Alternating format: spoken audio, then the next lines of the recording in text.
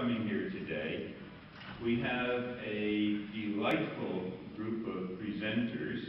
I want to begin by thanking Alec Van Hook, who's helped me tremendously with ideas and work in helping to organize our meeting today. I'm going to introduce our presenters very briefly. We have Judith Klinman from the University of California at Berkeley, who is interested in molecular biology, organic chemistry, and isotope effects. Professor Ernst Schramm from the Albert Einstein College of Medicine. Professor Mark Thiemens from UC San Diego, and Martin Saunders, who, like my brothers and me, was a wrestler at City College. I also want to thank Professor Stan Long for helping to arrange to have SUNY and Stony Brook help to pay for part of the recording of today's proceedings. Unfortunately, there are two people who are not able to be with us today who are quite important. One of them is Ira, who's home sick, nursing a very bad flu. He's the second brother, and Grace, who died on March the 6th, and we're struggling with that. The program this morning is going to begin with Alec, who's going to speak on a personal note, a career note, and some personal reminiscences, followed by Judith Klinman, Professor Schramm, and then we're going to take a short break while the catering people set up. We'll have lunch together. You're all welcome for lunch. Professor Thiemens will follow that, and then Professor Saunders. And we'll also share personal remarks over lunch. We're going to have dinner this evening at the Moon Bay Restaurant, which is in the hotel here at 6:30. That's a Dutch treat dinner, and you're all invited. So with that, Alec, why don't you proceed?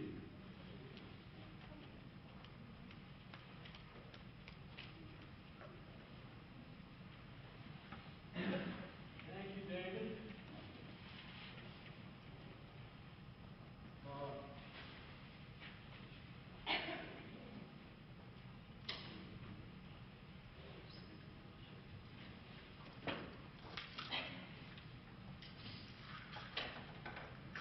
Let me begin by remarking that Max Lynchburg and I had agreed to share this time introducing the symposium today, but unfortunately Max is not feeling well enough to come, and so he's home in Irvine. It's a great, I'm used to giving talks at scientific meetings and just speaking more or less extemporaneously, looking at slides as I do so, but this is a talk of a different nature, so I've written out my remarks. And I'm recognizing that a good part of the audience are not scientists, and therefore we're not going to have a lot of equations. A few diagrams we'll show. We'll use a few buzzwords that scientists are familiar with, but by and large this will be a talk that I hope will not bore the scientists, and I hope will interest the non-scientists. It's a great honor for me to appear at the program memorializing Jacob Bigelheisen. I first met Jake in 1960 when he presented a seminar on isotope effects, of course, at Johns Hopkins University, where I was a graduate student. He must have impressed me because I applied for a postdoc at Brookhaven, where he was at the time, and joined his research group in early 1961. I spent about a year and a half at Brookhaven working on vapor pressure isotope effects, and I've been spending most of my research time ever since on vapor pressure isotope effects and other kinds of condensed phase isotope effects. We'll come back to that later. But first, let me tell you what I'm going to try to tell you. First, we'll begin with a brief synopsis of Jake's career, and that will include a taste of his research and administrative activities. And then I'll spend some time discussing some of his more important scientific contributions.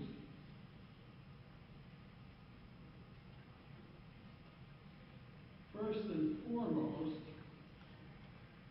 on this is the introduction of the reduced partition function ratio, which he did with Maria Geppert-Mayer in the treatment of isotope effects on chemical equilibrium. That paper appeared in 1947, but it was at its genesis a few years earlier in the Manhattan Project, where both Jake and Maria Mayer worked under the direction of Harold Urey.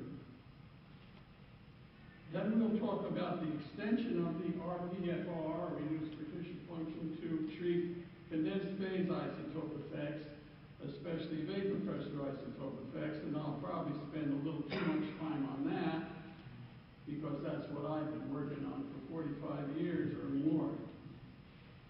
More now. Hard to believe, isn't it? My part of the talk originally was going to close then with a brief outline of Jake's analysis of the nuclear field shift effect, which is a major correction that he developed back in the early 90s, well after his supposed retirement.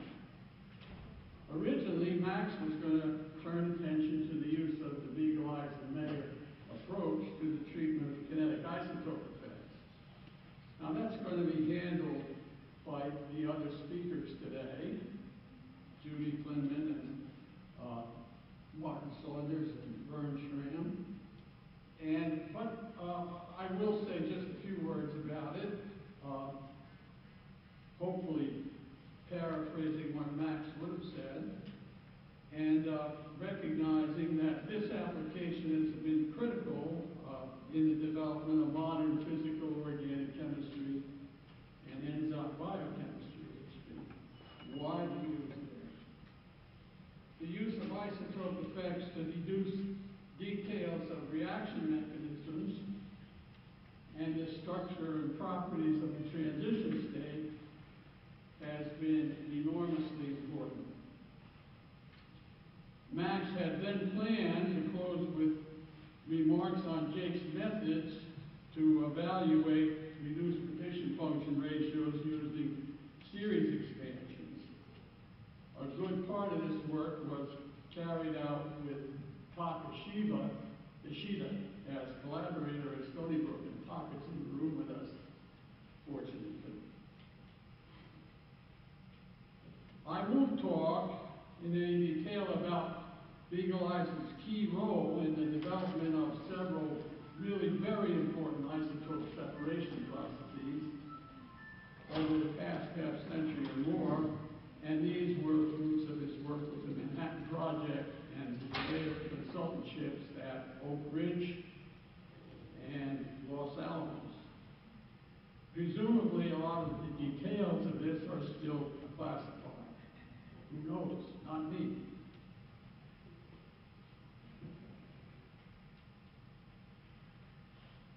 Jacob Bigelheisen was born of immigrant parents on the east side of Paterson, New Jersey, in the same neighborhood where my parents were growing up 12 to 15 years before me. That gives me a vicarious acquaintance stretching back well before our 1960 meeting.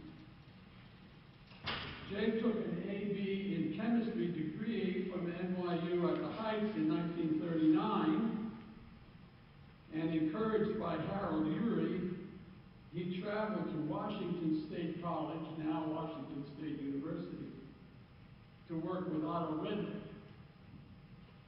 Redlich was an Austrian emigre, an escapee from the Nazi invasion of Austria, and an expert on electrolyte solution theory and molecular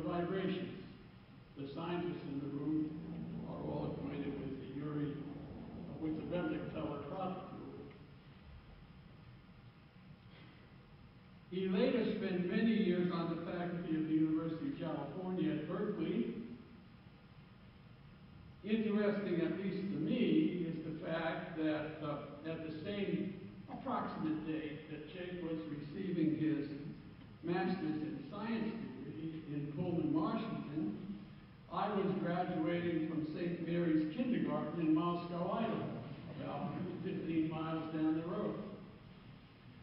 My father was closing out 4 years as a junior faculty member at the University of Idaho Chemical Engineering Department. Jake moved on to Berkeley, where he spent 2 years as one of G.N. Lewis's last graduate students.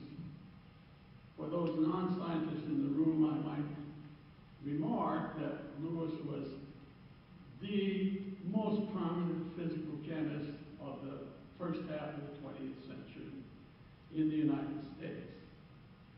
At California, Jake and Lewis carried out important work on low temperature, ultraviolet visible spectra of some dyes dissolved in nonpolar media. He made some important experimental and theoretical contributions there. And it was at Berkeley the famous Bigelheisen-Lewis z-axis controversy took place, but that's a very long story and is best waits to be told over lunch. We don't have time this morning to go into those details. This story and some others are discussed in some detail at the end of Patrick Coffey's very interesting book, which came out in 2008, called Cathedrals of Science, which was focused on Lewis and certain other prominent physical chemists of the early 20th century. Jake picked up his PhD in the spring of 1943 and moved on to the Manhattan Project at Columbia in New York City, directed by Harold Urey. At Columbia, he collaborated with Maria Gephert-Mayer, studying isotope differences in the spectroscopy of uranium compounds and applying statistical thermodynamic theory of isotope effects to isotope separation. And it's this work that developed into the reduced partition function ratio and Jake's lifelong interest in the science of isotope effects. Shortly after the end of the war, Jake married Grace Simon, also of Patterson.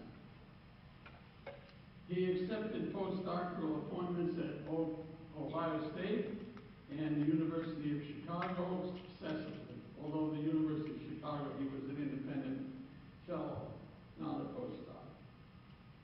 In 1948, Jake moved to Brookhaven National Laboratory in Upton, Long Island, and most of his scientific work during the late 40s and the 50s was spent on further developments on the theory of the reduced partition function ratio and on its application to kinetic isotope effects.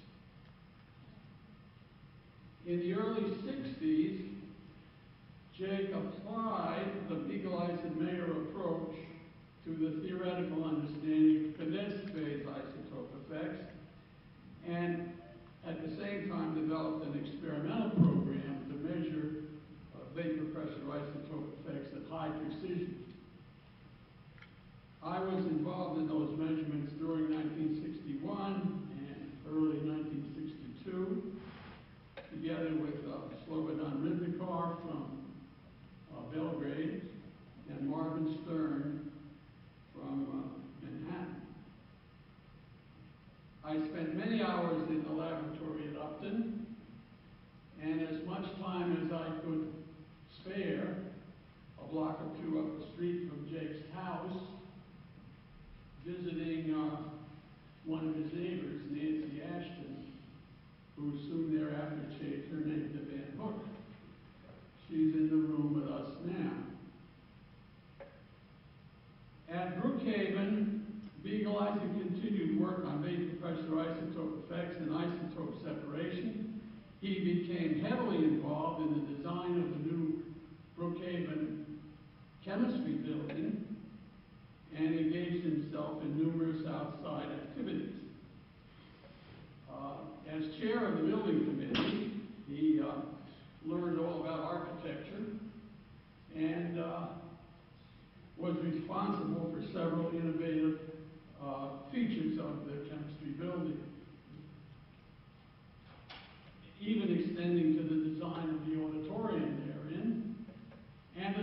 of the chair in the auditorium. He's always been very proud of that.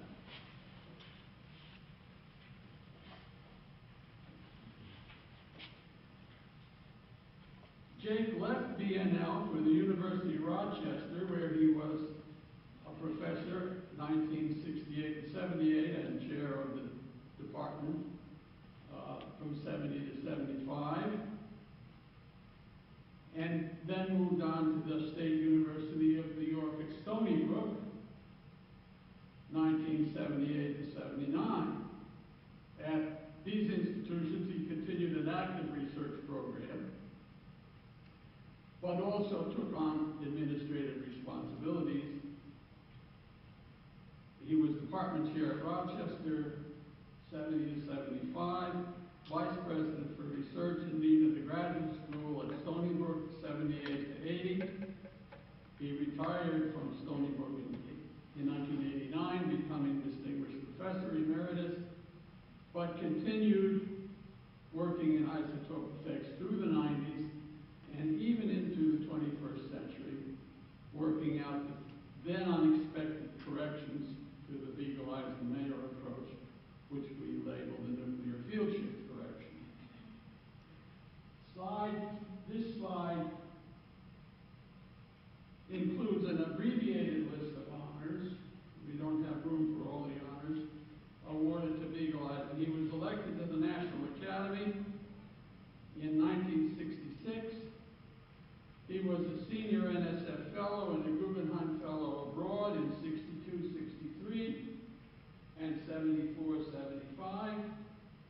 He received the E.O. Lawrence Award and Presidential Citation in 64 for his work on isotope separation, and was honored by the American Chemical Society Nuclear Applications Award in 58.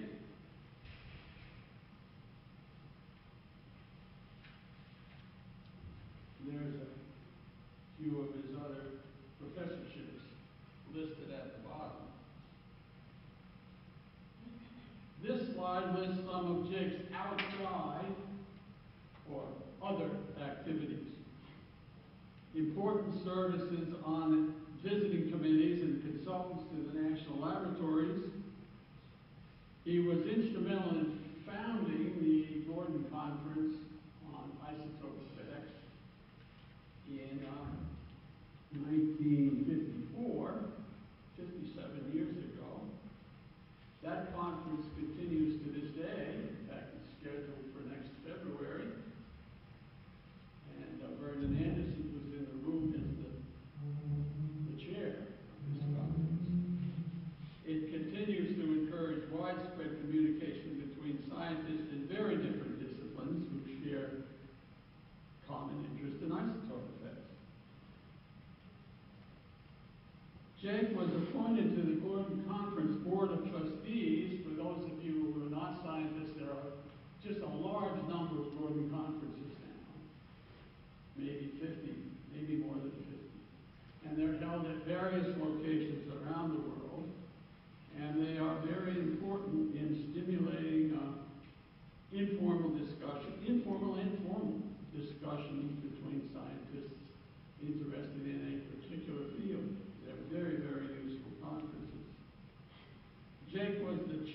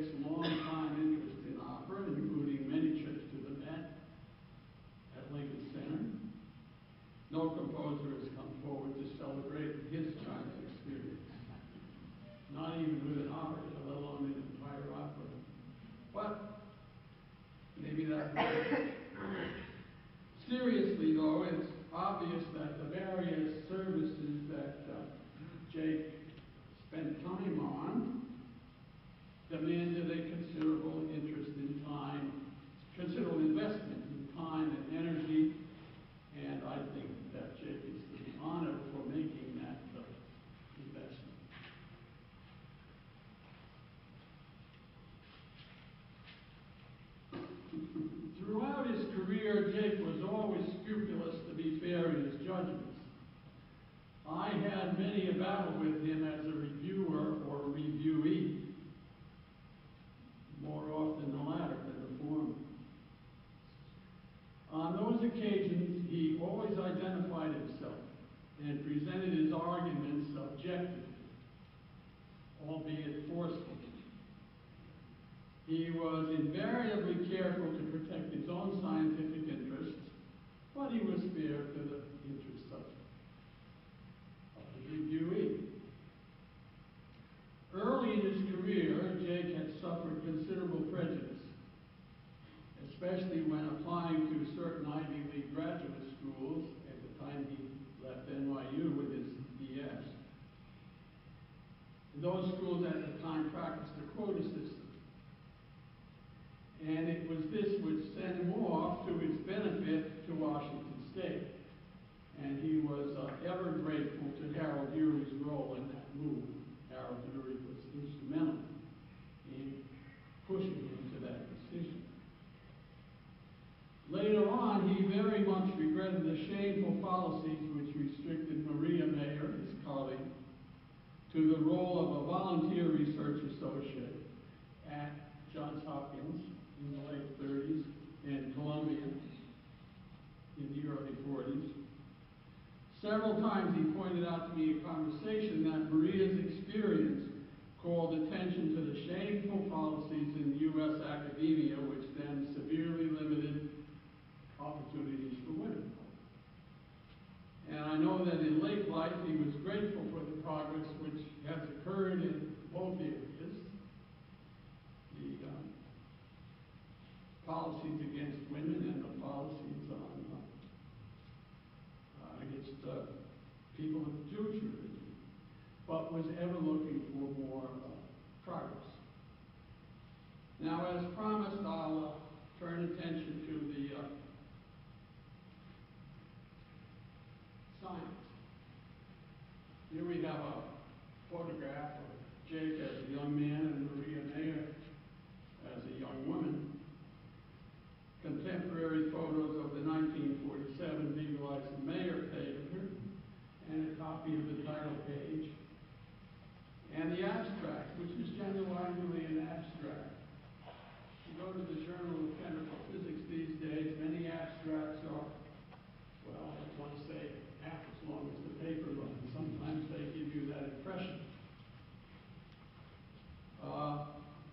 This is the paper that introduced the reduced partition function ratio, and the abstract beautifully encapsulates the important points of the paper. Isotope effects are quantum effects. That's the most important point. Quantum effects are small at high temperatures or for heavy atoms. By heavy, we mean bigger than hydrogen and deuterium. And this allows one to simplify the theory. It's inappropriate in this talk for us to get bogged down in mathematical detail, but we need to put a few equations on the board to demonstrate that it is a science conference. Suffice it to say that Biegelheisen and Mayer showed that isotope effects can be expressed solely in terms of vibrational frequencies of the molecules participating in the reaction. In the equation here, the S's are PFR S2 over S1. 2 refers to one isotope, 1 to another. The S's are symmetry factors and can't lead to any isotope separation. That's a purely classical concept. The right-hand side shows ratios of standard harmonic oscillator rigid rotor partition functions, and this comes straightforwardly out of statistical thermodynamics. The U's in the first equation are functions of the vibrational frequencies in the molecules, and they're inversely proportional to the temperature, and you can see they're also proportional to the reduced mass, to the masses. So the isotope dependence enters through that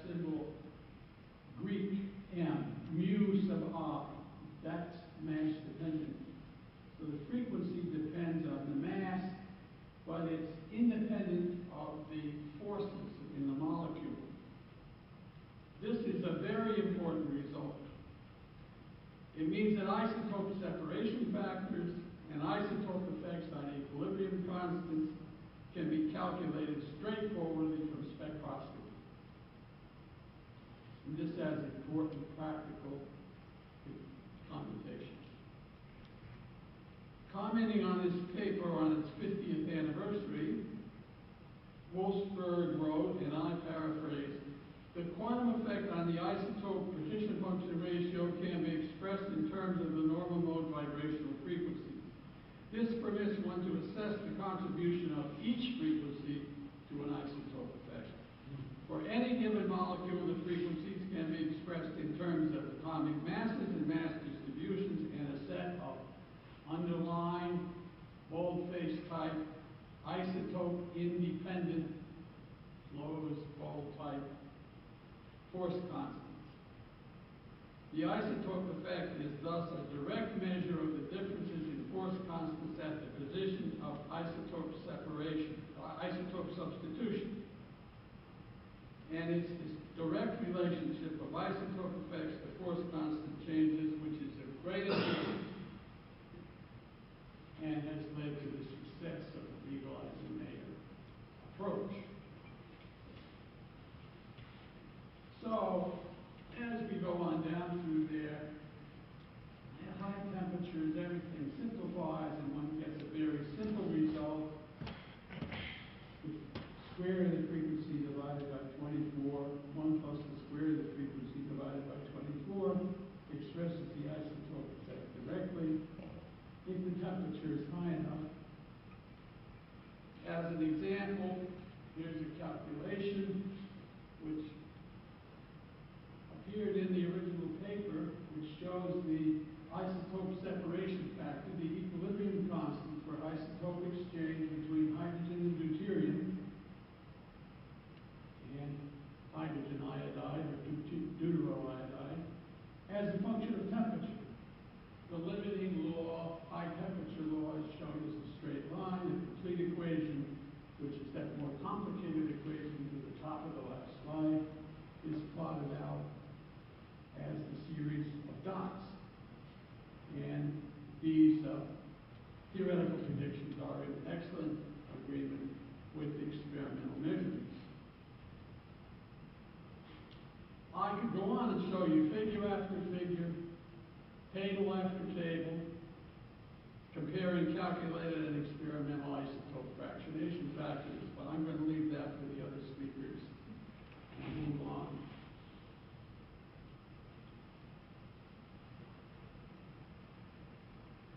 The vapor pressure isotope effect, the theoretical treatment, was presented by Beagle-Eisen in a paper which appeared in 1961. There's the title and the first part of the abstract. The vapor pressure shows the equilibrium between the condensed phase and the vapor phase. All the frequencies change a little bit. This diagram is an attempt to show that. We will go into the details. Although vapor pressure isotope effects are small, and they're generally much smaller than isotope effects on chemical equilibrium, they're amenable to measurement at high precision. Gas phase molecules are on the average far apart and independent of one another. In the condensed phase, the molecules interact. The intermolecular forces result in small changes in the frequencies of vibration. So the vapor pressure isotope effect essentially measures the effect of intermolecular forces on the frequencies, and hence the force constants.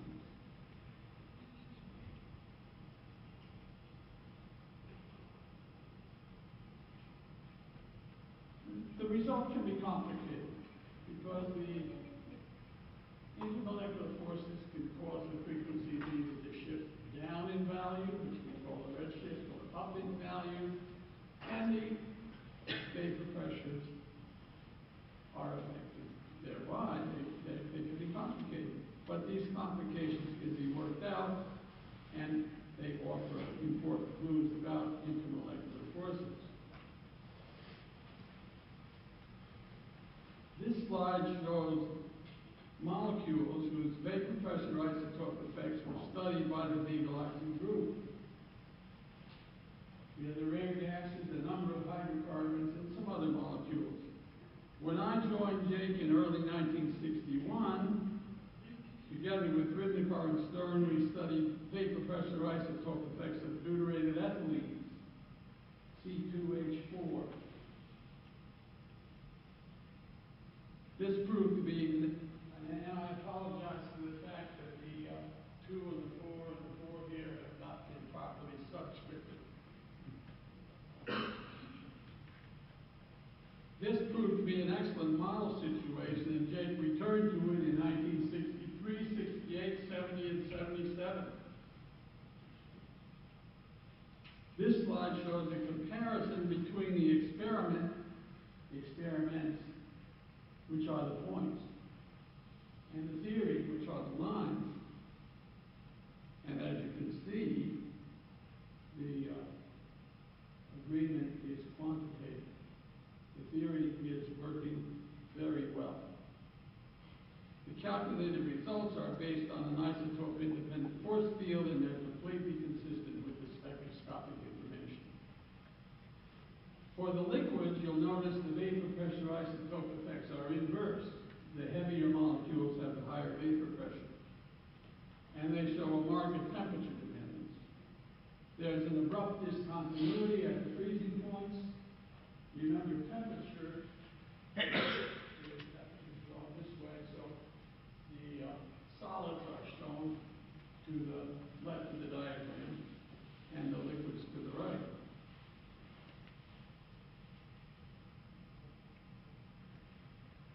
Slide 11, which I'm fond of because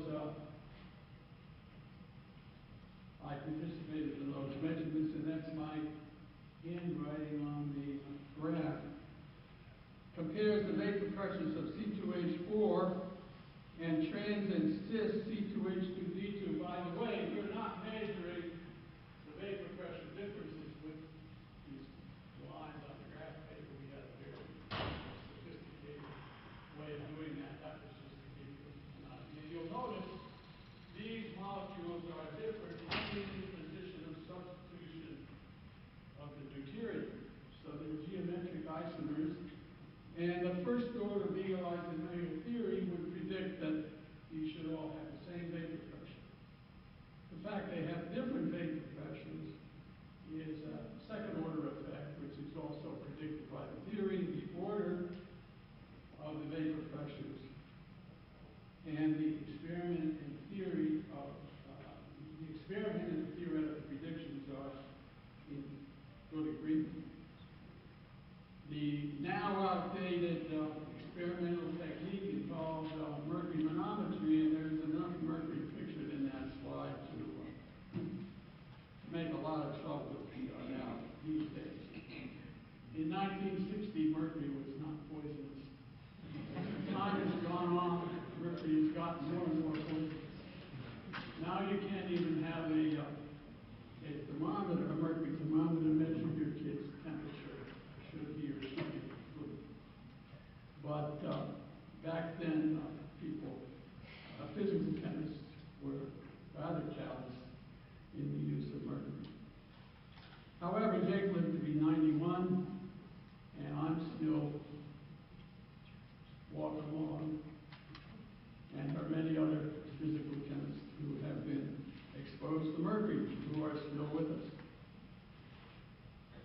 So, the vapor pressure difference between the cis and the trans, and the gem is not shown in this slide, is a higher order effect caused by coupling between the hindered rocking motion of the ethylene in the condensed phase and certain of the internal vibrations. And this is an important verification in theory.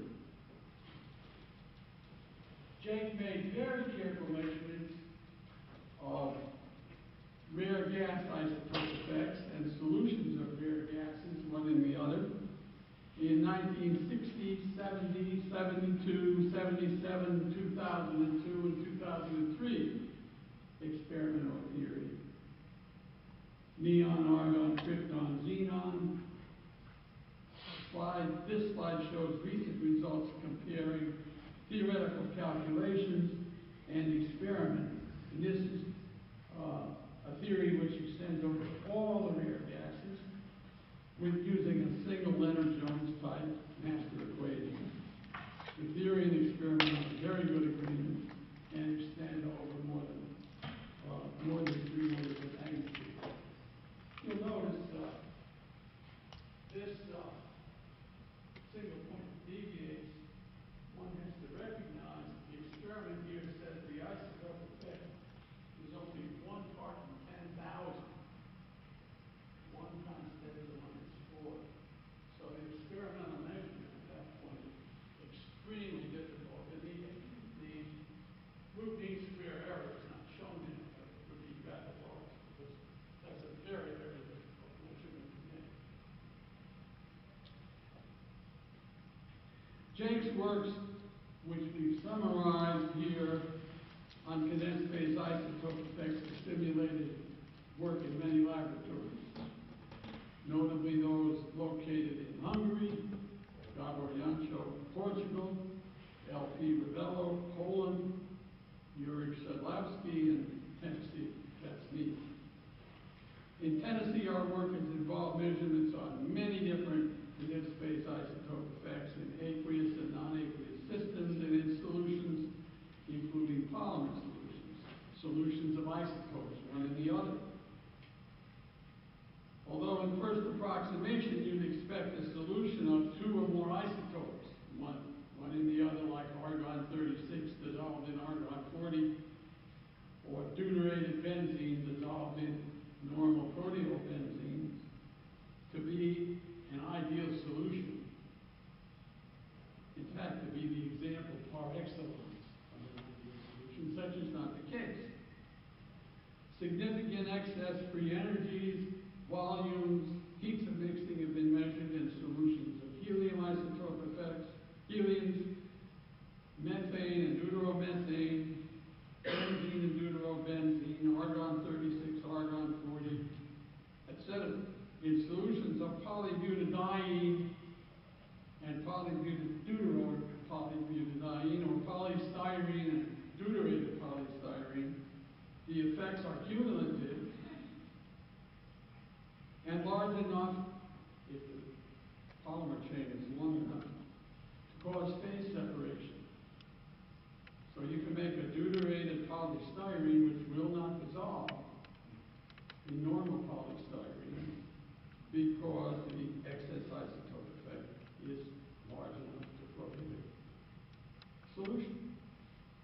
And this has been predicted by the theory and observed.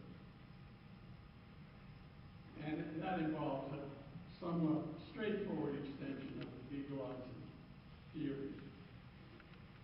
We don't have time for too many details.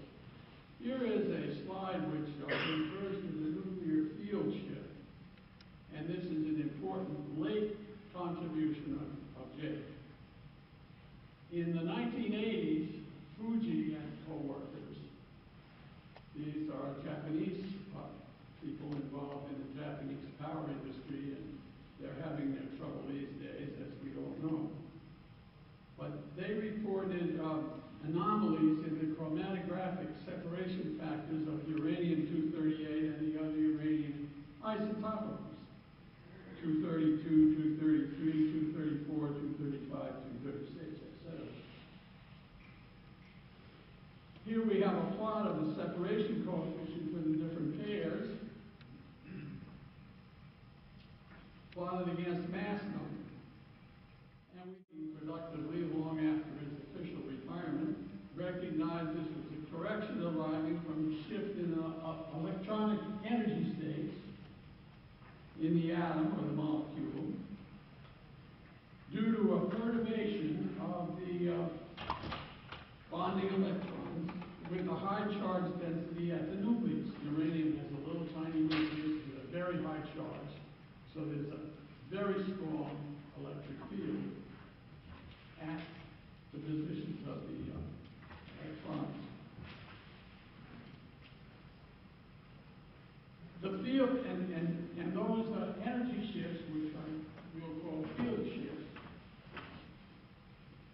depend on the nucleus size and shape.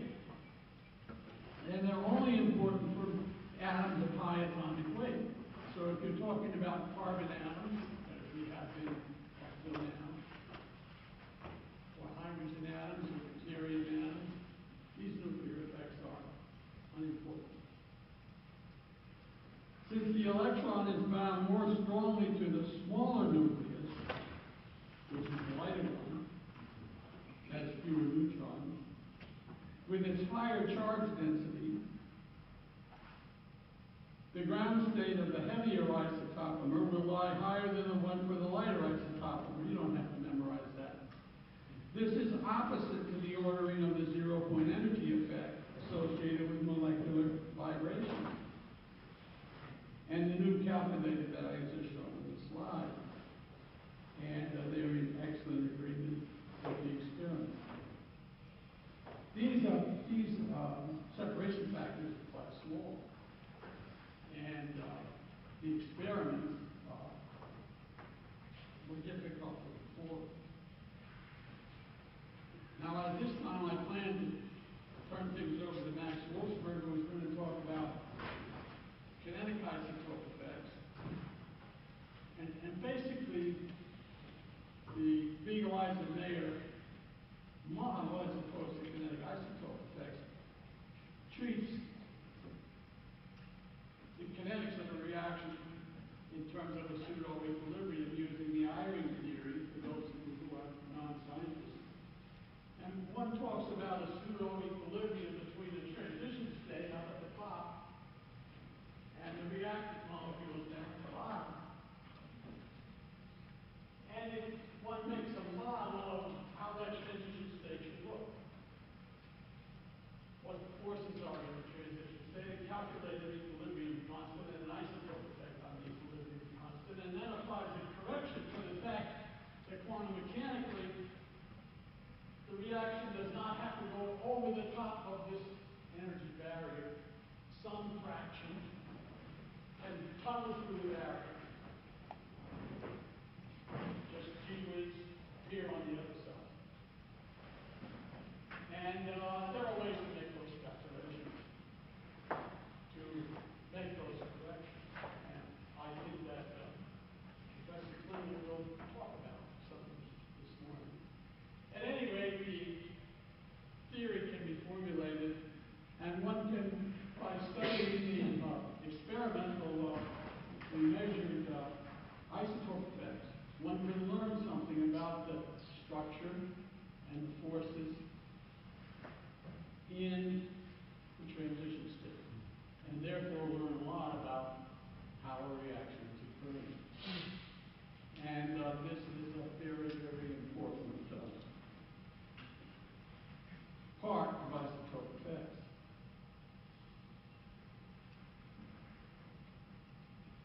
Finally, we need to mention an important part of Jake's science was involved with the use of mathematical expansions, polynomial expansions of reduced partition function ratios to evaluate isotope effects. And here's the example of a Bernoulli expansion.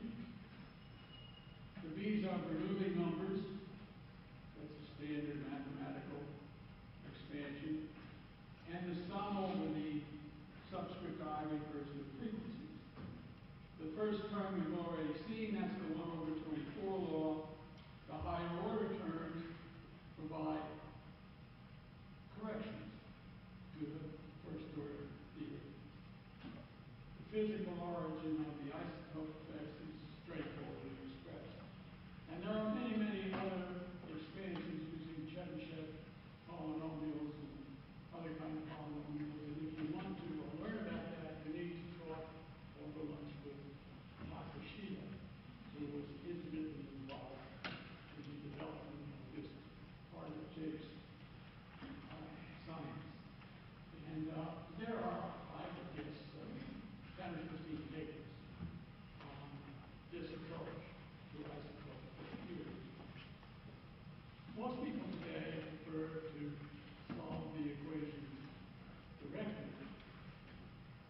knows how computers are so much more convenient these days than they were back in the old days. So these expansions are no longer very widely explored, but they were very important in developing the theory. Well, this is finally one, I should say, close with remarks just mentioning the importance of the separation factor studies that Jake was involved in for hydrogen and other isotopes, boron, lithium, uranium, back in the 40s and 50s. This was a very, very important contribution to the program of the national laboratories and the defense situation in the United States in the Cold War. And it's for that that you receive various grants. But that's what I have to say. That gives you an idea of what Jake was doing between 1940 and 2000, 2002 or 3. He was a busy man, and he did a lot of things. Thank you.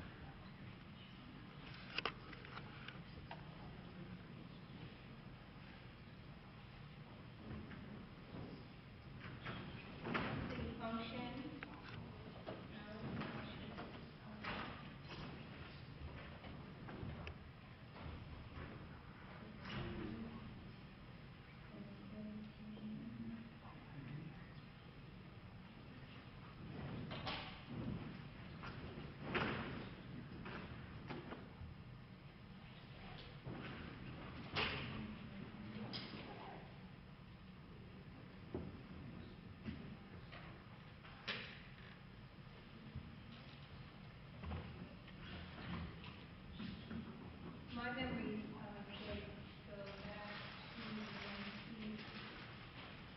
1970s. I had just moved to UC Berkeley as the first woman faculty in all physical sciences. And Jake, his interest in isotopes and women in science latched on to me. He told me at that point that he had strong connections to Berkeley, and so began a relationship over a very long period of time. I just learned today that I was born the year that Jake finished graduate school, so it's almost like the handing over of his time. Now, beginning in the 1970s, isotopes began to play a really important role in biology, especially in entomology, and I was fortunate enough to be part of that mixing of the cultures, physical chemistry, isotope chemistry, and biochemistry.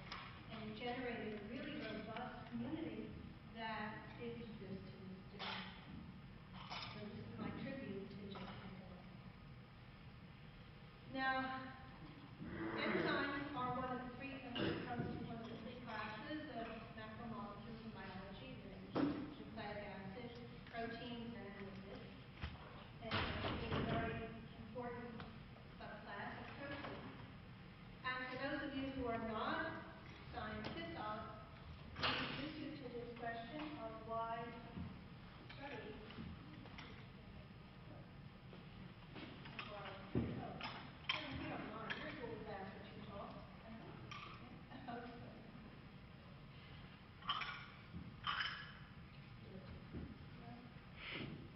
Keep it in the back.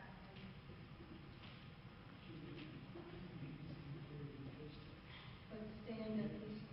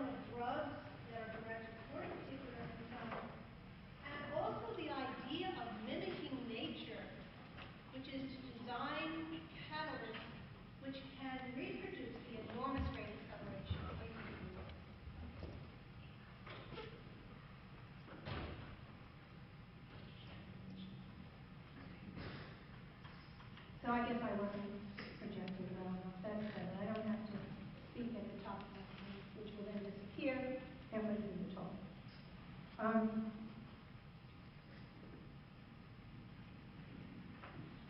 Okay. Now, one of our goals is to understand these biological catalysts well enough to go into the laboratory and to design new catalysts, or to redesign existing catalysts.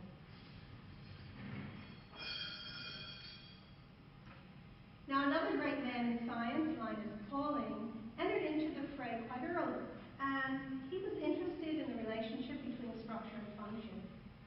And he was looking at antibodies, which are produced in the immune system and bind their targeted antigen very tightly. And he came up with an idea.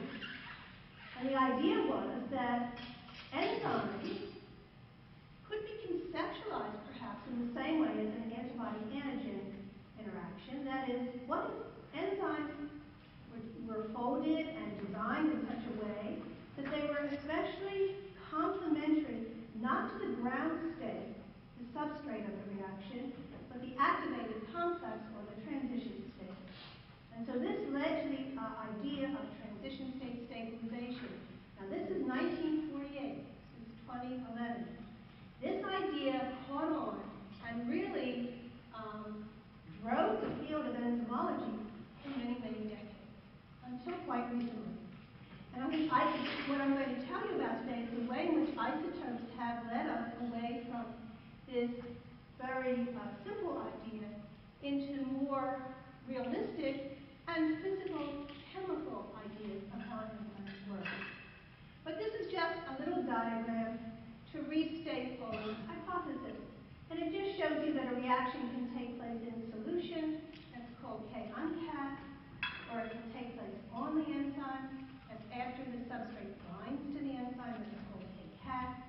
And if you go through this little thermodynamic cycle, which is formally correct, you can take the ratio of the two rate constants, K-cat over K-uncat, and relate it to binding constants, which are KTS over KS. So this thermodynamic cycle says that if an enzyme accelerates the rate by a certain amount, this is the so-called transition state or activated complex. It's the double dagger, the usual way of noting an activated complex will bind more tightly than the ground state. So, what is the ratio of K-cat to K-uncat? And Dick Wolfenden, who has contributed a great deal over many decades to the field of enzymology, measured the ratio of K-cat to K-uncat.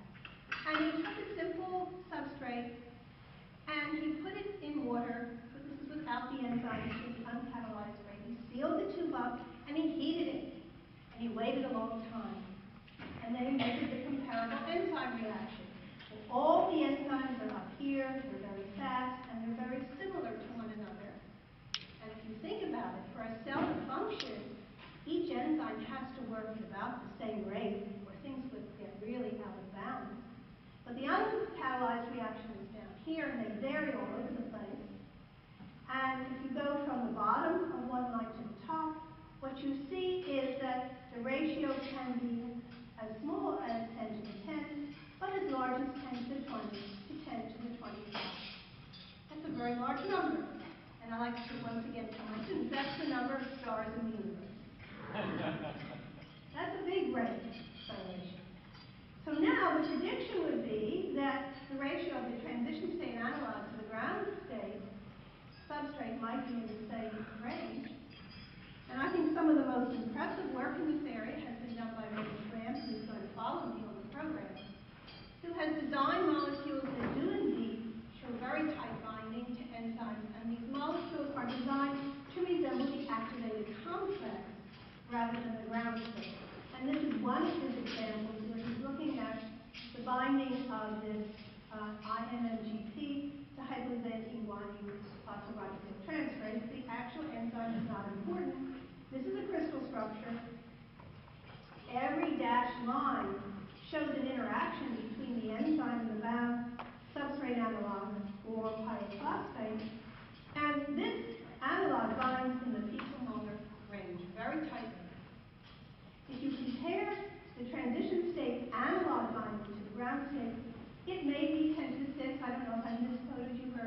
10 to the 6th, is that the right ratio? Okay.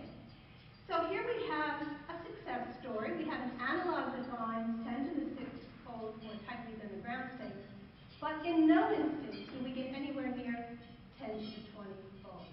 Something is missing.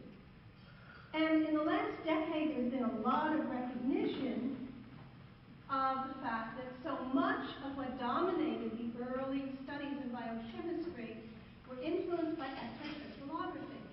X-ray crystallography lets us look at a static structure and visualize it in 3 dimensions. But what's missing is the time dependence, because proteins are highly flexible and mobile molecules that when you look at them in a 3-dimensional structure have been frozen out into one of their active structures. So what's missing is molecular motions in proteins. What we had focused on was 1 dimension, but really this is a multi-dimensional problem.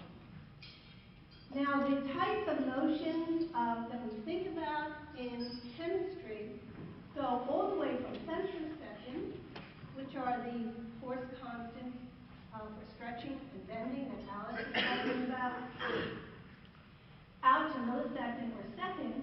And these longer time-scale motions are very important for proteins, which are rocky molecules, and which can undergo large changes between their domain structures over a distance perhaps of 4 angstroms in this case.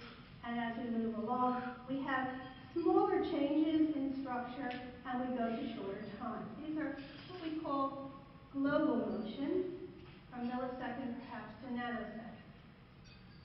Now, in between, we have another set of motions which are really not discussed very often in the literature, and this is where room temperature comes in. These are low-frequency modes. Room temperature, as a frame of reference, is 200 wave numbers, and so these are fast, but clearly not the equivalent of just a harmonic bond vibration. We want to understand how these various motions contribute, and why do they influence our formal conceptualization of how enzymes work. So let's turn to isotopes. And as I said, this little combustion aspect is in many ways involving the cleavage of a CH bond in our bodies. And the CH activation has provided us a direct link between chemistry and protein motions or dynamics. I'll use those terms interchangeably. So here we are with our potential energy curve, and the curvature is the force constant that Alex was talking about, which is independent of isotopes. Jake's really important contributions show up here. And what you have superimposed are these 0-point energy levels. These are the stretching frequencies that are mass dependent. So the curvature is mass independent, the stretching frequency is mass dependent. We transfer hydrogen from a donor to a acceptor, and we get into the product mode. So the most important thing to remember from this slide is we have 3 usable isotopes of hydrogen. Sodium, deuterium, tritium has in fact been the most powerful probe for looking at the new origins of catalysis. And also the quantum effects of H&D, the difference in the vibrational modes comes out of the early work of James BigelheisenSBU and the BigelheisenSBU equation. This is called difference in ground state vibrational energies. But there's another quantum effect going on, and that has to do with barrier penetration. The hydrogen can act not only as a particle, but as a wave. It is small enough that it has a certain wavelength. In fact, the wavelength is in relation to mass, and what I like to tell my students is that if I went on a diet, a very serious diet, and got thin enough, I could go out the door without walking through it, meaning my wave would get longer and longer the thinner I got until I moved through the door. So hydrogen has a long wave, not as long as the electron, but long enough in relation to the distance over which it will travel to play a role in these other quantum effects, which are barrier penetration effects, tunneling. Deuterium, with its mass of 2, twice the mass of protein, has a shorter wavelength, and therefore can go through the barrier, but encounters some difficulties in relation to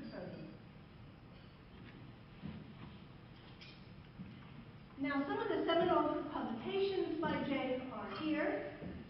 I've chosen several that are the same as Alex's choice. The first would be the Bigelheisen's equation from 1947, which pertains to equilibrium processes, and then moving from there into extending those ideas to rates and relative rates for protein and deuterium. Each of these, as I state, formalizes in elegant fashion the importance of ground state vibrational differences among isotopes. So I'm going to talk about two effects that have turned up over the last 20 years or so that have really revolutionized our thinking about room temperature isotope effects and how enzymes work. And so I'm going to refer to this tunneling process and discuss something called a Slingshot relationship and the temperature dependence of kinetic isotope effects. So let's look at a simple reaction. We take alcohol that's lost its proton. Alcohol will do that. And in the process, a bond is cleaved between carbon and hydrogen, and we go from what's called an alcoholate to an aldehyde.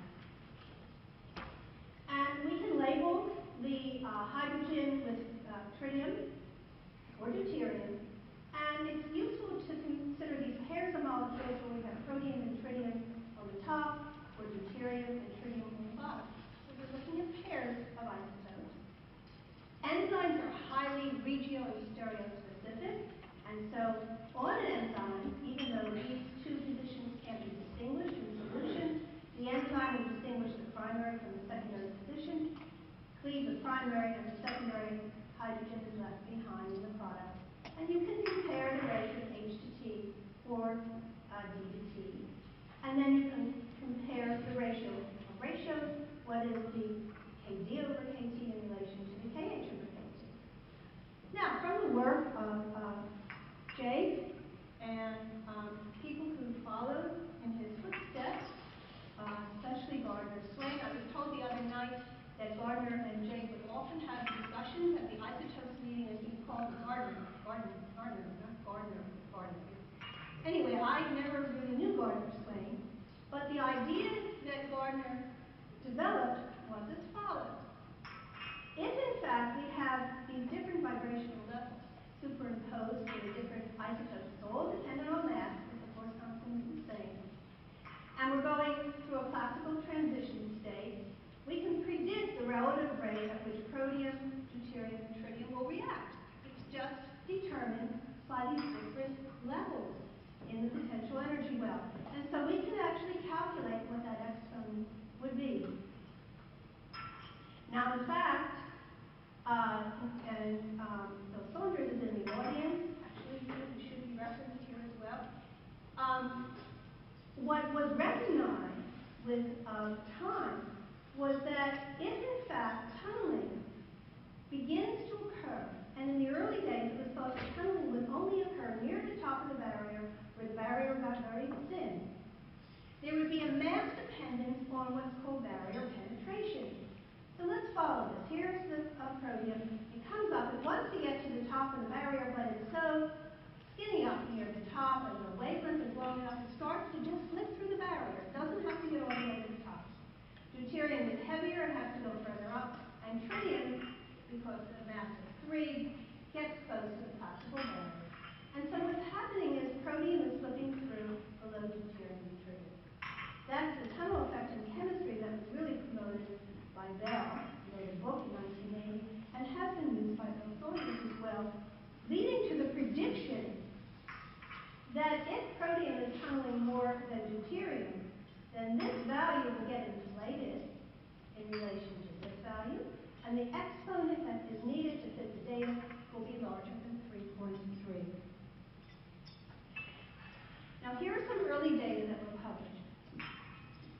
And over a period of about 10 years, and in fact, the exponents are very inflated in relation to 3.3 for around 10 to 15. Well, that was exciting. And everyone said, yeah, tunneling must be going on at room temperature in these enzyme reactions. But something was very strange here. So yes, we move beyond simple ground state effects into tunneling effects, but yet more anomalies keep on coming up. For example, the major deviations are in the secondary isotope effects, but it's the primary one that's moving, that's tunneling through the barrier. So why the deviations in the secondary position? And the primary deviations are small. Okay. I think it's wonderful when, and I do tell my students this, when you don't get what you expect. It makes you very frustrated and irritable in the interim. But in the end, I think it's where we really start to see things differently. Now, over a period of about almost 10 years, these were measured in many different enzyme systems and with different substrates. And one thing that occurred as a result of all these very careful measurements is that the H/T isotope effect, these are secondary, never changed. We could change the rate, the substrate, etc. Now, the secondary H/T is for the substrate in which a protein is being cleaved from the carbon. That's where most of the tunneling should be going on. If the secondary H/T is abnormal because it's coupled into the primary position, whatever these perturbations are contributing to the system should show up in the H/T, if the H/T is constant. And the only thing that was changing was the D/T, where deuterium tunneling in a tunneling correction model should have been less, and all the exponential deviations come from the second column. And this is just to show it graphically. All the H/T measurements are almost superimposable, and the trends in the exponents. This would be the semi-classical range without tunneling into the tunneling range, correlates completely with the secondary D/T ratio. This is opposite to what you expect for a tunneling correction. So here we are, stuck again, right? It's not a ground state effect. It's not a tunneling correction. It helped that we had an X-ray structure, and the colors aren't very clear here, of one of the tunneling variants. This is an enzyme active site. And what we're just looking at is the bound cofactor that's going to accept the hydrogen. It's called NAD. Here's the bound substrate. It's going to contribute a hydrogen. It will come from here to here. This is an analog that will react, so we can see the structure by X-ray crystallography. We make a mutant. We take a bulky residue such as a valine. This is an amino acid side chain that is bulky. We reduce the size and went to alanine, which means we have less material filling the space, and the reactive ring of the NAD, which is called the nicotinamide ring, moves out of the plane and away from the substrate. So from this study, we could see that when we were making these mutants that were changing the deviations from the Swain-Child relationship, the cofactor was moving away from its reactant. So here's the idea. Here's an idea. What we start to move in on is a picture of enzyme catalysis that involves active site compression. So I'll throw that right out to you in the beginning. So here's our carbon that's going to contribute a hydrogen or deuterium. Here's the acceptor, donor acceptor distance. Now the idea is that the hydrogen is moving by tunneling. It's clearly non-classical. If we have our initial distance, which is usually van der Waals, this would be 3.2 to 3.5 angstroms. In order for tunneling to occur, we have to get closer. And so for tunneling to occur, we have to get at about 2.8 angstroms. Now, in an enzyme, we can actually start out with an R0 that is pretty close to what we need for tunneling. It gets pretty crowded, right? And a deuterium, because it has a larger mass, requires that the donor and acceptor get even closer. It could be that for the deuterium tunneling, the crowding is so large that the rearrangement of the bonds that are not being cleaved, that are called the secondary effects, is impeded. And therefore, we get these very small secondary KD/KT secondary isotope effects because there's not enough room in the active site for for the full, we call it inner sphere reorganization to occur. On the other hand, if you mutate the enzyme, and in the situation I showed you where things start to move apart, now we start from a longer distance. Yes, we have to move in further, just as we did before, but we never get as close because we compromise the distance between the donor and acceptor. This would be our native enzyme, this is our mutated enzyme. Now, in fact, there's enough room for both the secondary proteome and tritium to adjust, as well as the secondary deuterium and tritium to adjust, and we'll get close to normal secondary DT isotope effects, and the exponent looks more semi-classical. So this is a geometric picture of what may be going on. So what we learned over many years is that from this measurement, which was named after Gardner's swing, is that the properties are non-classical for these enzymatic reactions, but they're not consistent with a simple tunneling correction to transition state fields. Up to the point, that's really what we had to work with. And we had made the proposal at that point that the native enzyme appears to generate a more compressed active site configuration than is normally seen in solution, and that's why the DT secondary isotope effects are aberrant. And when we make mutants and things can move apart, we start to approach the more classical predictions, which are reversed. Okay, so I planted a seed in your mind now, and this is that there's something about an active site that allows things to get very close together, closer than we would anticipate in solution. Well, let's talk about the temperature dependence of isotope effects. Alec also introduced it in the context of doing early work. Once again, this just shows you the movement through the barrier as opposed to over the top of the barrier.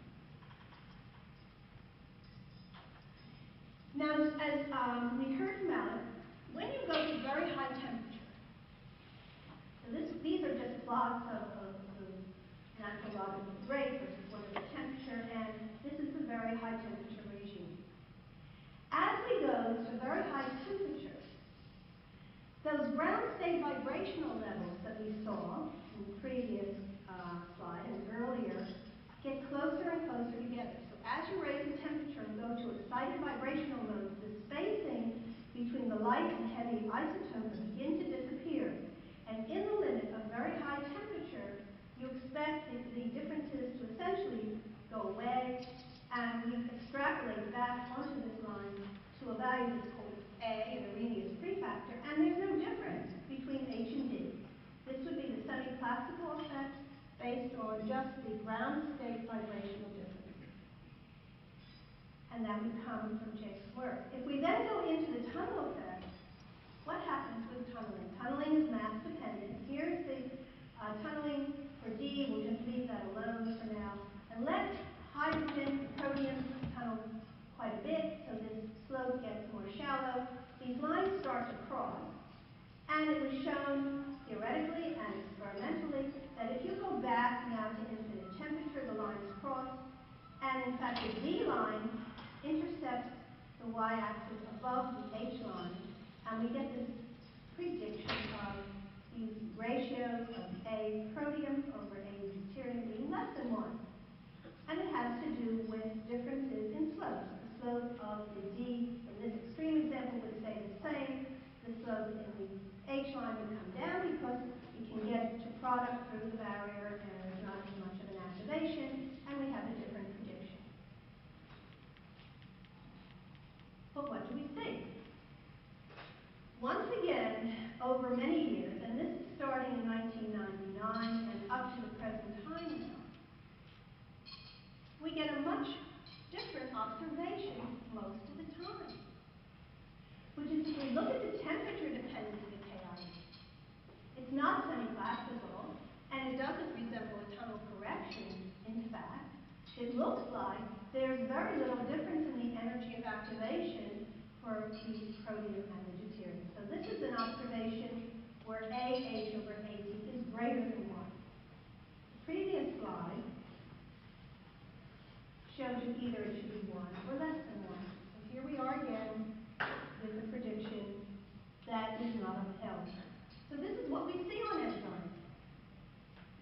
fact,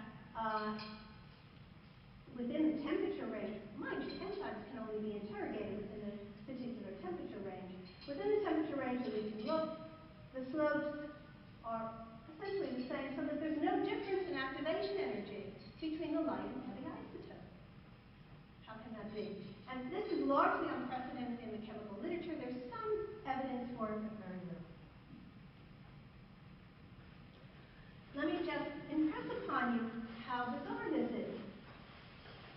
Here's the simple transition state picture of a luminous behavior, and let's see what happens.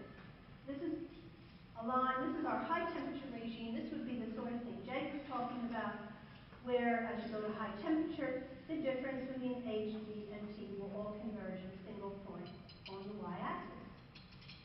Let's say there's a tunneling correction. You start moving through the barrier. You don't have to go over the top. Here's the middle regime. Protium is lighter, so the rate starts to level off. It's faster for protium, and then it levels off a little bit for deuterium, not at all, or tritium in this temperature regime. And then you can go to very low temperature, and what happens is the lines will level off. Eventually, T will level off as well. And now, at close to absolute zero, yeah, you do get temperature-independent isotope effects. But this is only at very, very low temperatures. And when the enthalpy of activation goes to zero, because all the reaction is happening by this tunneling. But enzymes work at room temperature and have sizable energies of activation. What's going on? So our models have to change. And what has emerged, that doesn't mean this is the final picture, but this is what the experimentalists working with the theoreticians have evolved to. And I think it's worth pointing out. I'll show you one equation, and hopefully that will convey what's going on. If we think of the movement of hydrogen, deuterium, and tritium, actually, as always occurring as a wave and through the barrier, that's the first premise now. So these are all pure quantum effects through the tunneling behavior. And we think about what is it that controls the movement of the hydrogen as a wave through the barrier. Well, it's the heavy atom environment that controls it. Because we have to get everything just right for the hydrogen to move as a wave. And so in the first coordinate, so this becomes what we call a multidimensional problem. In the first coordinate, we have to get the energy levels such, we call it degeneracy, such that there can be equivalent energy levels. This is your ground state vibrational mode. You have to get equal energy levels so the wave can move back and forth. This is disallowed, this is allowed, and then you break the degeneracy, you go with the product. How does that happen? That happens through varying the electrostatics within the active site of the protein. The other thing that has to happen is the distance may not be right for hydrogen to move as a wave, and so now we have to modulate the distance between the donor and the receptor. Its frequency and the distance over which it will move. Here is our mass dependence.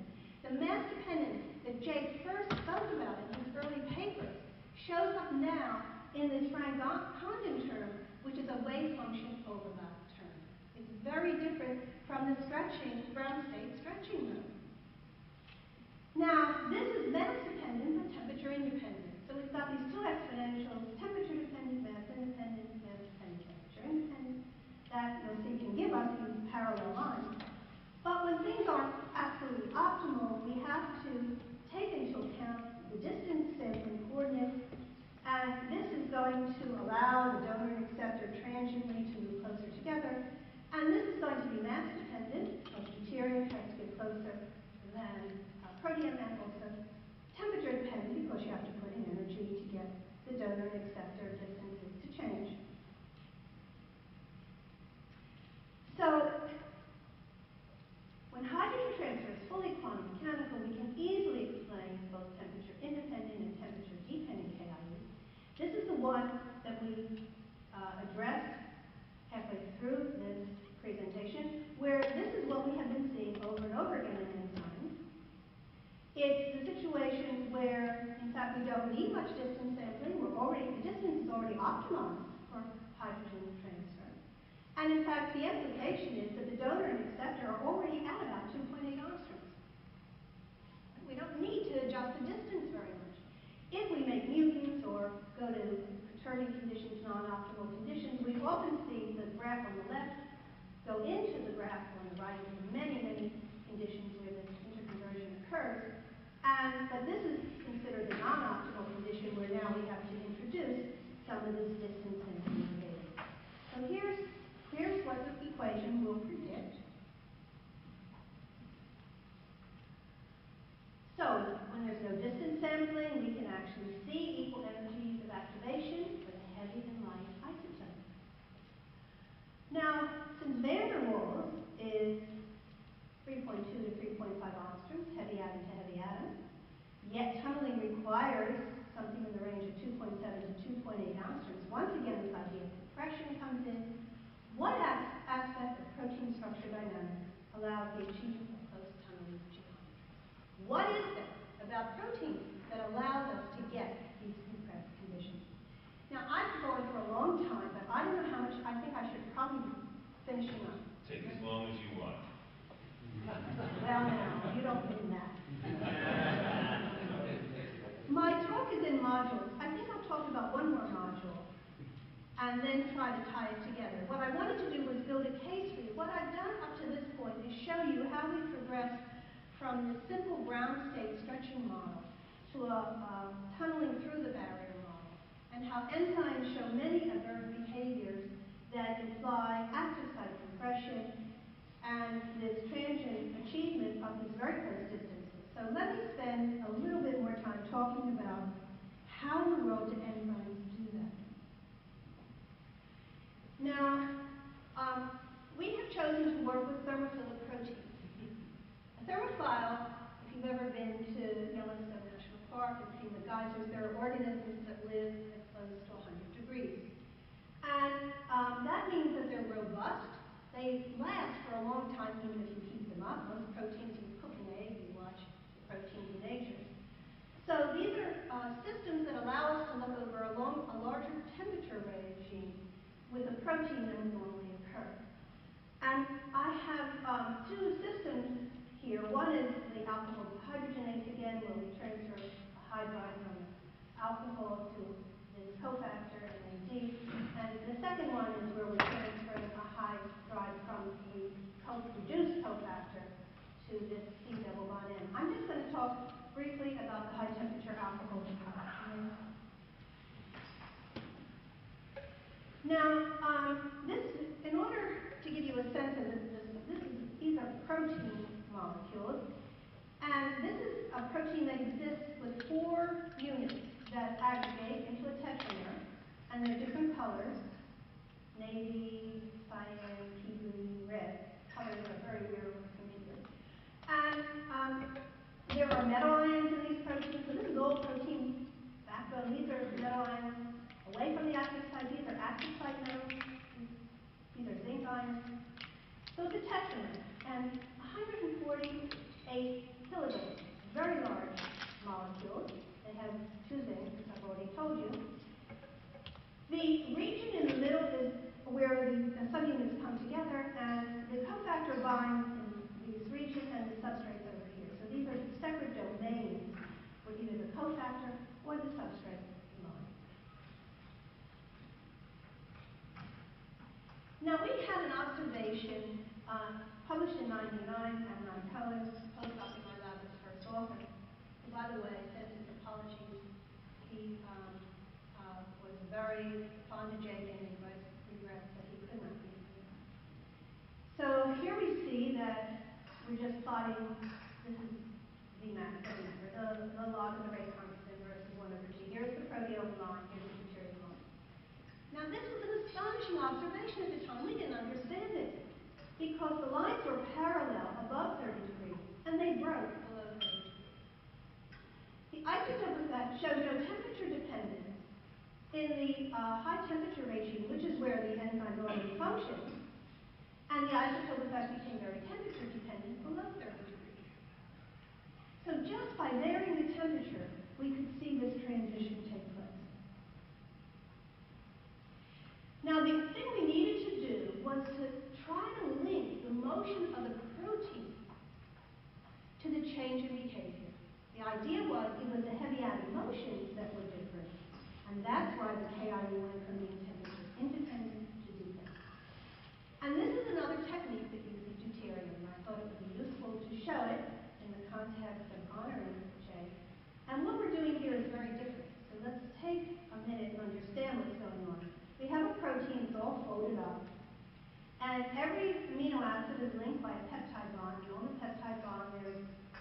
sodium on the nitrogen. And what happens is proteins, as I said, are undergoing these local fluctuations. They open and close. When it's open, we expose the amide linkage. And if the solvent is D2O, and if it's basic, meaning deuteroxide as a catalyst, it can come in, pluck off the protein, replace it with a deuterium. The protein can then fold back up again, and we place deuterium from the solvent into the backbone of the protein, called HD exchange. You then quench after a certain length of time by going to low temperature pH, and you break the protein into small bits. In this case, we get 21 distinct peptides covering 98% of the protein. And we ask the question, what's the rate of exchange? And it's going to be done with the conditions that we do the experiment. The product is very simple. It's just what's the equilibrium between the open and closed forms of the protein, local flexibility, versus the intrinsic rate of exchange once you're open and solvent can get in. That's our K equation. Now, out of 21 peptides, I show you only 5. 21 peptides means 16 behave pretty normally, which is we went between 10 degrees and 65 degrees, and as we raised the temperature, we were able to see more and more deuterium into the peptide that we added. So the amount of deuterium just went up in regular fashion. I apologize for the poor quality. I think it's because we're using a different kind of computer today, but hopefully you can make out the patterns here. The reason these 5 peptides are chosen is that these are peptide 1, 4, 2, 7, and 3, or 1, 2, 3, 4, 7. That we saw virtually no difference between 10 and 20 degrees, and only when we went to 30 degrees did we start to see an increase in the amount of exchange. And what that meant was that there was a break between 20 and 30 degrees. And it has to be a break in protein flexibility, because all of a sudden when we get above go to 30 degrees, we start to see much more exchange into the backbone of the protein. And you can actually plot at each temperature now the K hat versus a weighted average rate constant for exchange of deuterium into the backbone. And these are these 5 peptides, and we get correlation coefficients which are really quite good, a 1-to-1 correlation. That is, the protein displays a change in its flexibility at 30 degrees, just like the isotope effect went from temperature independent to temperature dependent. And the peptides that undergo this change in flexibility, some of them are near, this is the metal cofactor substrate over here, this is the substrate domain. Some of them are right near the substrate, but some of them are far away from the substrate. So there's a transition in protein motion, and that's heat is taking us from this low temperature to high temperature regime, that allows greater flexibility within local regions of the protein such that we get faster deuterium exchange. And this transition is occurring for the navy blue. That's a transition at 30 degrees, and we had a second transition at about 45 degrees in cyanide. Note, these changes in flexibility link the solvent to the active site, which is right here and buried, and they are not distributed equally over the entire protein, but are fairly local. So we're starting to get a picture of what's going on. Now I'm going to actually I'm going to skip way ahead, because I can summarize this point and then just go to my summary. Ever since these studies, we've been building, trying to understand and expand what we think is going on. But this initial result, I think, was really important. It showed we could increase the flexibility of the protein in the physiologically significant range, which is above 30 degrees. The isotope effect goes from temperature dependent, below 30 degrees, which is the non-physiological range, to temperature independent, above 30 degrees, indicating a more rigid active site at the physiologically relevant condition. That means there's some kind of inverse relationship of protein motion. We need to have overall protein flexibility to create these compressed catalytically viable active sites. And the conclusion, which is what we have been working on the last 7 years, is that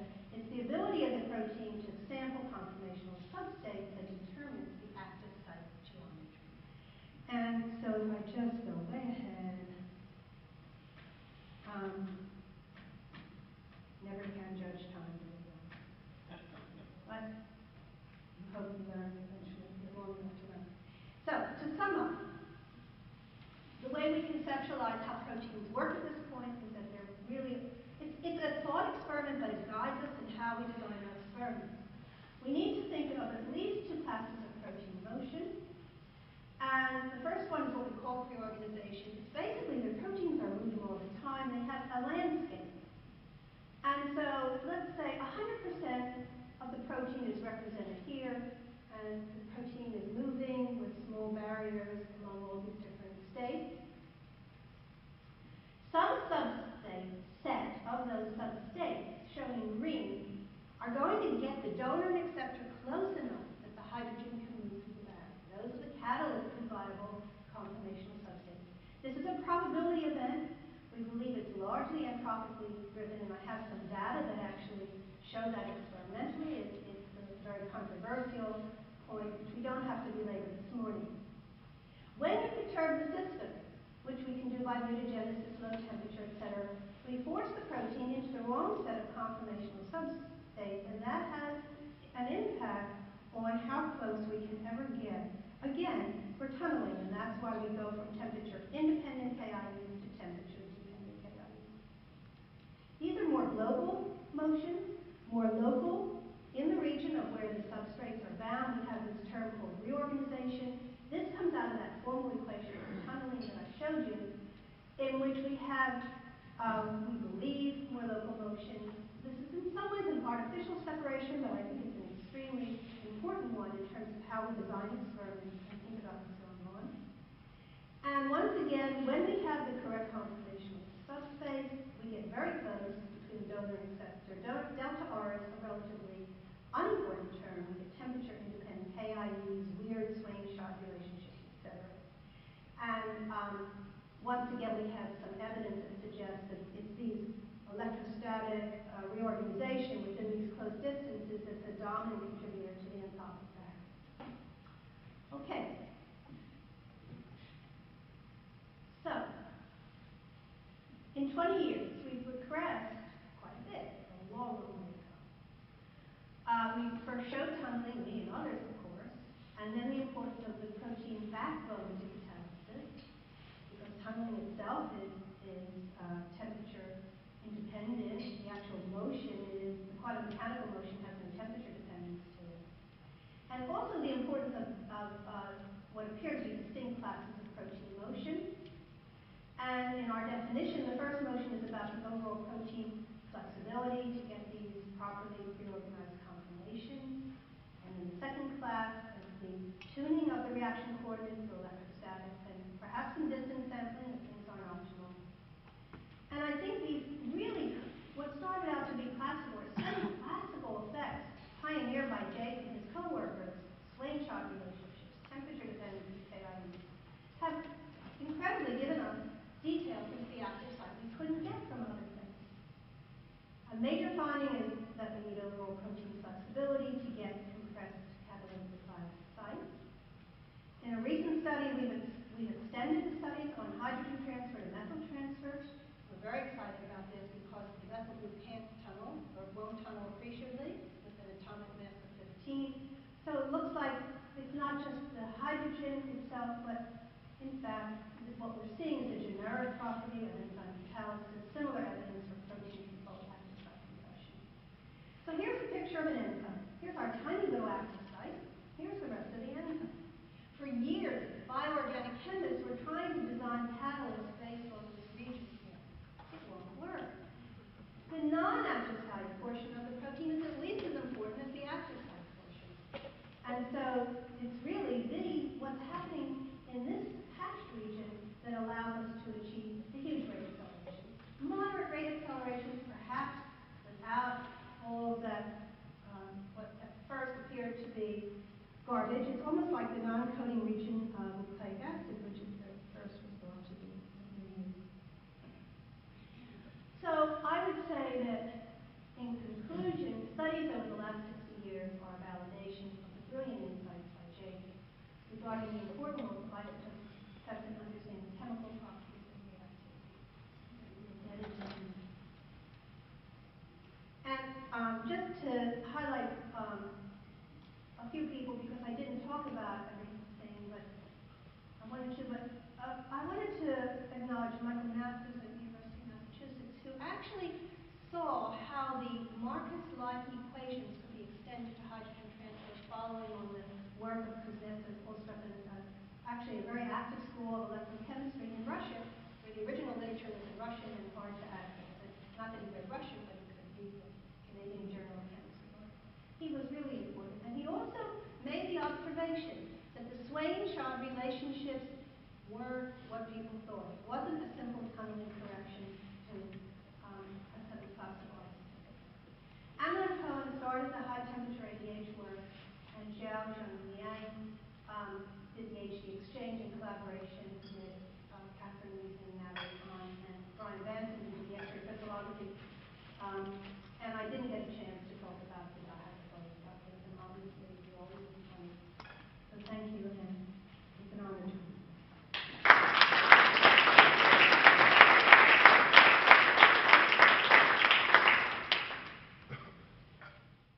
Harry Bigelheisen was a fur coat maker. He was well known for excellent quality, but he was not a very good businessman, and so the family didn't have very much money. Jacob was the second of 3 children, an older sister, Esther, and her daughter, Andrea, my first cousin this year, with her husband, Stephen, a rabbi who married Sharon and me almost 40 years ago. And I've been grateful for that ever since. Thank you. He was very bright, and he was able to complete high school 2 years ahead of those who were born at the same time. His father thought he should learn a trade, perhaps following him in the fur coat business. But Jacob had a friend in high school whose father was a chemist in one of the dye plants in Patterson. Those of you who know about Patterson back in those days know that it was a mill town, and there were a lot of textile mills. And this boy's father was a dye chemist in the textile mill. So Jacob decided that he was going to go to college. He announced this to his parents, and his father thought that meant going to rabbinical school.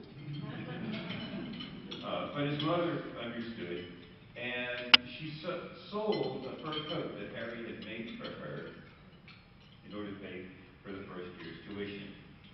After that, he was on scholarship. Now, Jacob was a wonderful storyteller, and I'm going to repeat some of his stories as best I can. And those of you who know him know that he was also able to embellish on a story. And he was good with numbers, and back in those days, there were a lot of rich boys who went to college, and he would make pocket money by playing cards with them because he was able to keep track of the cards far better than they did. He did well in college, and he wanted to go to graduate school. And Alec did remark on this as well. He had applied to 5 silk stocking Ivy League graduate schools, and was hoping to go on in academia. I believe it was, my memory is it was the 13th of April of his graduating year, and he'd gotten 6 letters in the mail on the same day. 5 letters of rejection from graduate school, and a 6th letter saying that he'd been elected to Phi Beta Kappa. Well, with this he was immensely dejected and said, well, looks like I'm just going to have to go on and be an ordinary industrial chemist rather than going on in research. Now, the next part of this is something that I'm puzzled over, but his sister Esther had said, why don't you go see Harold Urey? Now, Paul, Andrea, do you know what led Esther to suggest that he go see Harold Urey? No. What Esther said was, you didn't, Esther's sister said, no, you didn't apply to Columbia. Okay, you're like standing in the Why do you schmuck? Go over there and see what they'll do.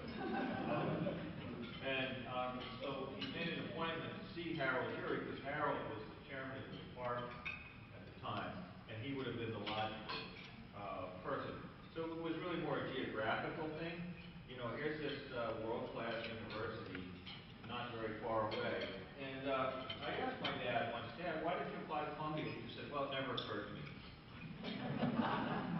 But then the next step that came along was, of course, this was 1939, and a lot of scientists were fleeing Europe. Yuri was part of a group of scientists who were helping the refugees to flee from Europe, and he said, I'm in the process of helping a man from Austria named Otto Redlich to come to the United States, and he has an appointment at Washington State University. He needs graduate students wanting to contact him. And with that, Jacob went to Washington State University for 2 years, and then on to Cal. And when he arrived at Cal, he had in mind that he was going to study nuclear chemistry, but almost immediately when he arrived, he received a summons from G.N. Lewis, and that's not a summons that one can resist. And when he got to Lewis's office, Lewis said, "You're going to be my assistant." Well, that was that. And so he spent 2 years with Lewis. And that leads to another part of growing up with Jacob, which I'm going to remark on now. And that is, at least speaking for myself, he was never able to explain anything about science to me. Ira said the same thing. Paul, I don't know if you feel that way or not. But we would ask him questions about how the world would work, and his answer was always the same. Why can't you figure that out for yourself? And the last time I asked him that, which was about 10 minutes ago, I also got the same answer. In any event, though, in 1943, he was about to leave Cal, and his successor was Michael Kasha, who was to be Lewis's next assistant. In fact, he was Lewis's last assistant. And Michael Kasha came to Jacob and asked him a question about something which I don't know what it was, having to do with chemistry, and his answer was exactly what I just said. Why don't you go figure that out for yourself?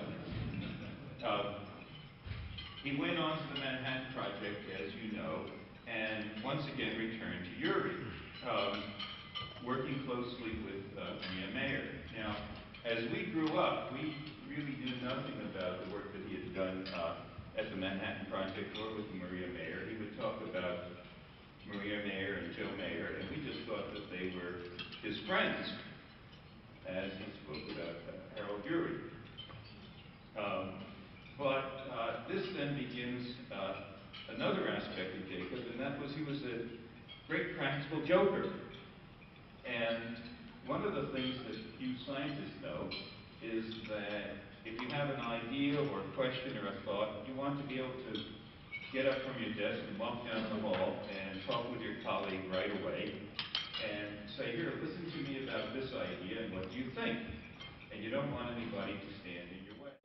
In a hardware store in New Orleans, and knew all about how to fit all of these hardware things together and taught Jacob how to pick locks. So while the FBI was there having a little ceremony admiring the gate and the door and the fence and all of that, Jacob reached into his pocket, took out a little lock pick, and picked the lock and walked in and shut the door, and they were all still looking at it, and they said, "Wait a minute, we haven't issued keys to this place." And that was the kind of thing that he used to do. He, as you know, did the scientific work at Columbia, and those of you who are chemists know much, much more about that than I do. Went on to Ohio State, and then on to Chicago, where he worked with Fermi. It was in the late 40s that he went to Brookhaven, where Paul and Ira and I were born. And Eastern Long Island is kind of the sort of place where you might think that the earth is flat, because everything there is flat, and also if you go a little bit further east, you'll fall off into the earth. It's very, very isolated, and most of the intellectual cultural life took place at the last Brookhaven.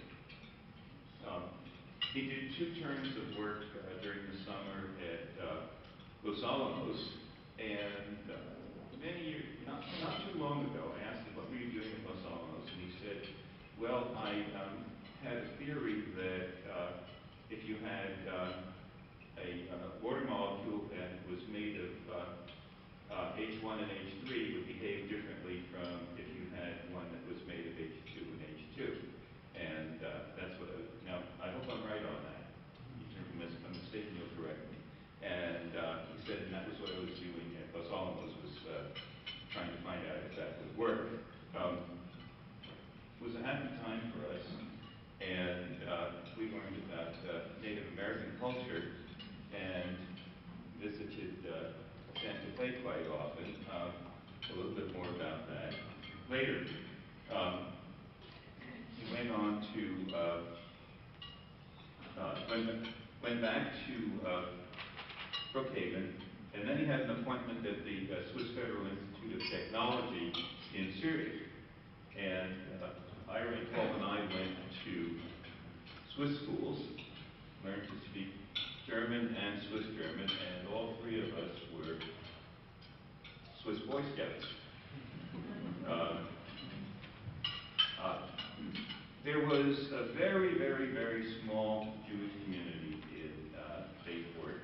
The synagogue that was there when he first got to Bayport was one in Packdog, and he and his friends didn't like that one very much, and so he and a couple of other people were instrumental in forming a synagogue called the Sayville Jewish Community Center, where all three of us went to Hebrew school, and all three of us were bar mitzvah, and it's still there. I should neglect to mention Nancy Ashton, who's married to Alan Van Hook and babysat for us when we were quite young.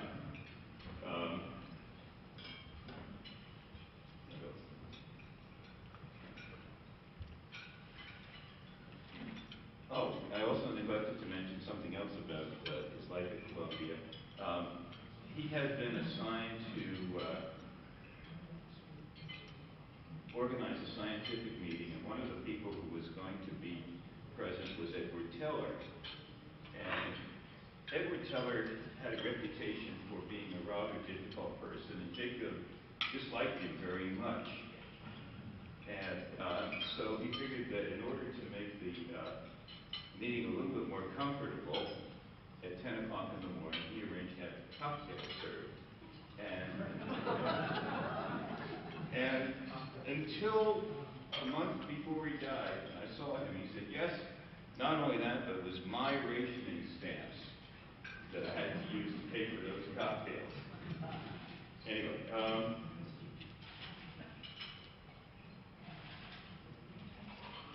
he also was given the, well, I should tell you what Brookhaven Lab was like in the late 40s and early 50s. It had been an army camp. And so all of the buildings were these army barracks that had been pushed together. And it just didn't really work that well for doing scientific work. They needed a new chemistry building, and Jacob was given the job of being the leader of putting that together. And so he started to do some homework, began to read architectural record, and figured out who the leaders in architecture were. He went to meet 10 architects, and he told me the names of all of them. I don't remember all of them, but I'll tell you the ones that I remember. They were I.M. Pei, Paul Rudolph, Philip Johnson, Ludwig Mies van der Rohe, and Marcel Breuer. There were 5 others, but those of you who know about architects know that they were, Eero Saarinen was another. Those of you who know about architecture know that they were among the leaders in the 20th century. And after having interviewed all of them, he decided that Breuer was to be the one who would do the design. Breuer did quite a bit of work, and he prepared a set of basic plans, but the government would not approve his commission to complete the work. This is why. In order to get a commission to do architectural work with the government, you have to have a certain number of points, and the best way to accumulate points is to have a previous track record of having done government work. Well, Breuer had not done very much work for the United States government, and so they didn't like that. Jacob had gone to see someone who was high up in the government, whose principal background was not in building design, but in the military. And when Jacob said, "I'm nominating Marcel Breuer to do the design work," the man said, "Marcel Breuer, what architecture firm is he with?" And Jacob knew that was the end of that. As it turned out, a man named Robert Gatchie came in, and he took over the basic plan that Breuer had drawn and implemented it. And those of you who are still working at B&L can talk about how that's working out now. But he was called upon to consult at other places for design of architectural buildings, including a new chemistry lab at Cornell that was also designed by Bob Gatchie.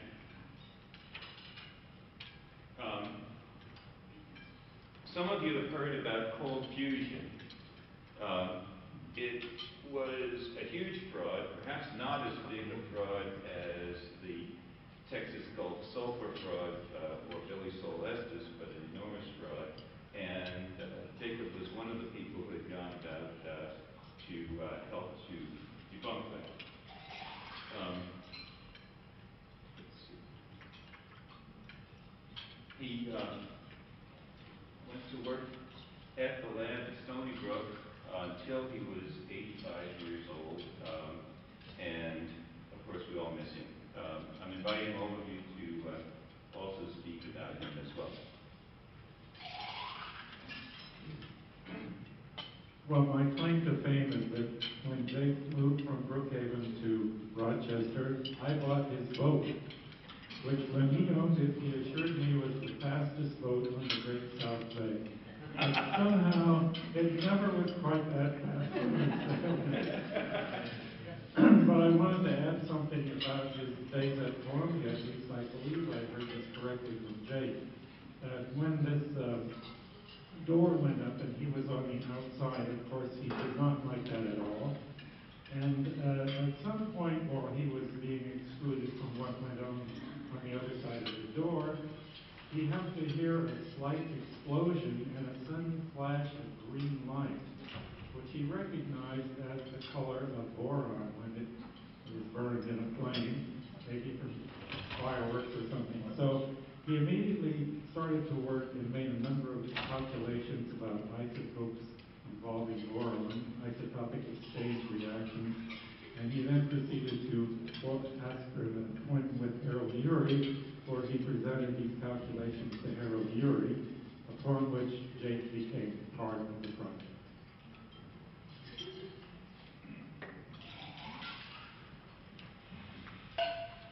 I'm Paul Beagle-Eisen, and I want to thank everyone for coming today. This is wonderful. Growing up with my mom and dad, my brothers, was a special treat. There were a lot of wonderful people who came by into our family who my dad and sometimes my mom also would invite to visit us. One of the special treats was that for a while my dad was in charge of the speaker series at the Brookhaven Lab, and my dad had broadened that speaker series to include not only scientists but famous musicians, actors, and a variety of other kinds of people. And at the end of those lectures, oftentimes those people came over to our house, which was about 20 miles from the lab, and they would have a party, a soiree, or whatever you might want to call that. And that extended somewhat when we moved to Rochester. So there were a lot of interesting people to meet there, many Nobel laureates, and a lot of social scientists, and some very famous musicians. And it was a lot of fun to have them come over and meet them. One day when we moved to Rochester, my mom said, well, you ought to stay around tonight because Ira is going to sing and play. Maybe she just said Ira, I don't really know, because that's my brother's name, Ira. He's a singer. He didn't really play the piano, but, that wasn't part of his job as a singer, but he could play the piano. And what I missed was, when I stayed around then, was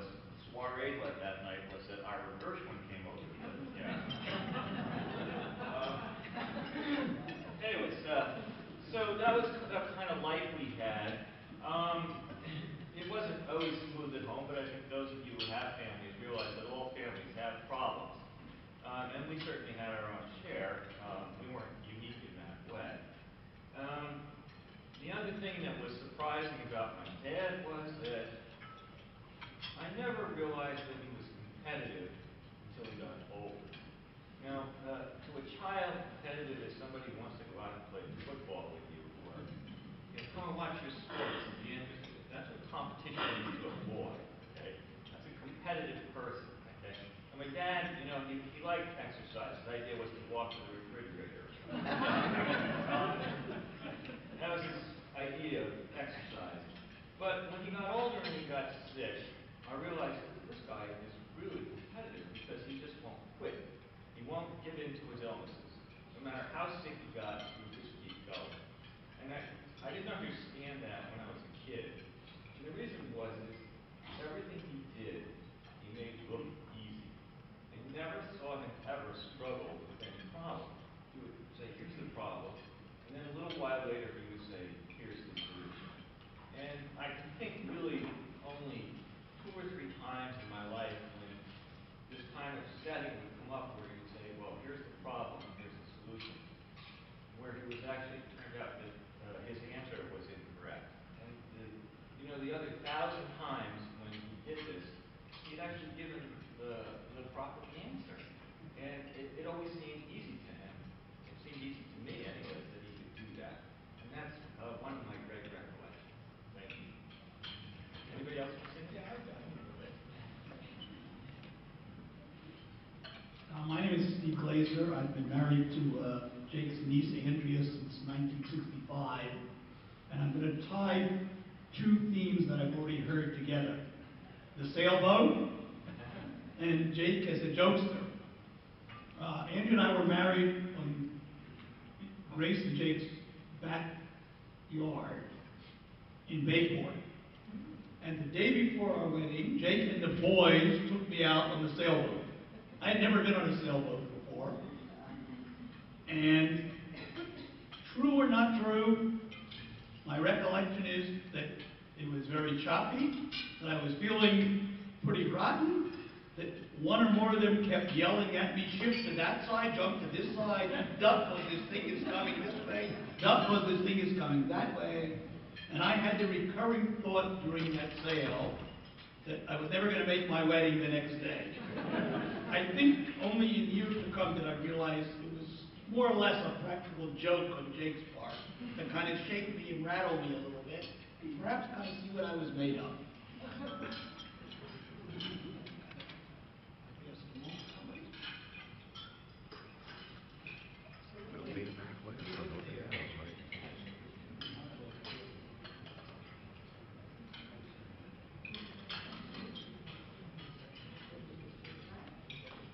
My name is Gloria Simon, and Jacob was my brother-in-law. Martin and Jacob were like brothers. There were many memorable experiences with Jacob. It was just the most wonderful. But perhaps the one that really impressed us was when Jacob was nominated to be the Alumnus of the Year at Washington State University. And Martin and I were younger, of course, and our children were very young. But when they told us about this, we said how much we would love to attend and be a part of that experience. So we were the only ones in the family who were able to go to see him become honored as the Alumnus of the Year. And it just brings real emotion to me thinking about it. And when we arrived in Washington State, the regents treated us and Jacob and Grace like we were royalty.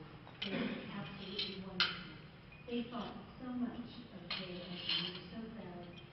And there was a whole series of events that occurred that weekend. There was having dinner with the regent, seeing a basketball game, staying in the housing over at Washington State. But I think the thing that probably impressed me, and I think it did to Martin too, was when they were going to have the program and all of the university professors came walking down the aisle after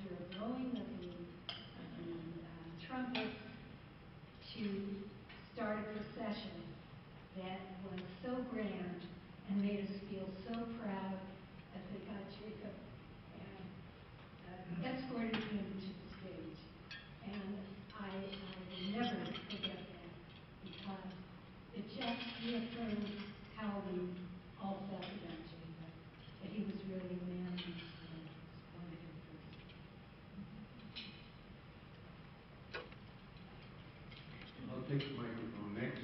I'm Martin Simon, who is my outstanding wife, Gloria, the leader of our family. My recollections of Jacob are similar. I'm very proud of Jacob and all the things that he accomplished. That, to me, in my life, everything in life is about character. And Jacob was a man of supreme character.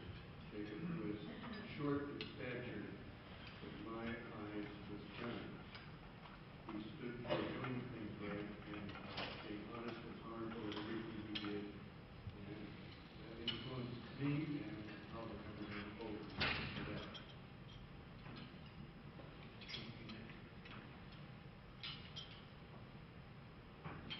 My name is Henry Sobel, otherwise known as Hank Sobel, to Jacob and Grace. We were family friends for many years. I was on the faculty in chemistry at the University of Rochester when he was the chairman of our department. And over the years, we used to invite Jacob and Grace to our Adirondack home near the Lake George area. We had 20 acres of woods and a home on that property. And I'm reminded by two rather amusing events that happened in one of their visits. One was Lourdes had studied how to do French pastry. I sent her out to Colorado with, okay. In any event, she an expert cook, but this time she specialized in French pastry, and Jacob and Grace knew this. So on one of the occasions, after dinner, Jacob brought out his acetylene torch. Sorry, before dinner, he brought out his acetylene torch. For what reason? He wanted to caramelize the sugar on one of the Lourdes's dessert that she would be making that evening. Well, of course, that was a big fun experience, and you can imagine Jacob running around. I'm sure he was very good at glass blowing, but he also did other things this time, talking about his pranks that were having fun. The other thing I'd like to mention is Jacob had problems as he got older in breathing, probably hard cardiac, I'm not sure. But in any event, he loved to take walks in the morning, and the two of us would go together and back, take long walks in the backwoods and the Adirondacks, on the roads and so on. And one morning we got up, and I noticed that it had rained that night, and a ray of light hit his nose. Now, I'm an MD, and I forgot the name of this particular type of syndrome, but he immediately sneezed as soon as the light hit his nose. And he told me, yes, he has always had that particular problem throughout his lifetime. I'm wondering whether he's carried it through to the borders. Okay, there we are. So that's all I have to say. Very funny.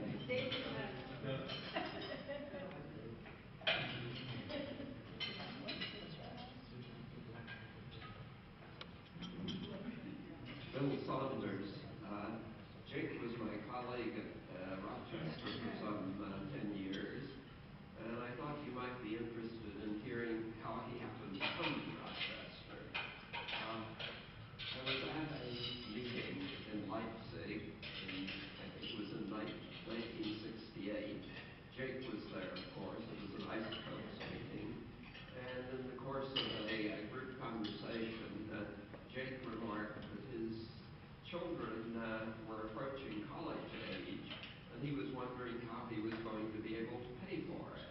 Well, not knowing at that time that Jake had any intention of leaving Brookhaven, I threw in jokingly, well, Jake, you should come to Rochester.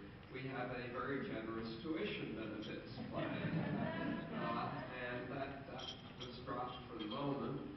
Then later, I ran into Jake in the men's room, and Jake said, if you were serious about that remark, you'd better get busy. I'm negotiating with 2 other universities.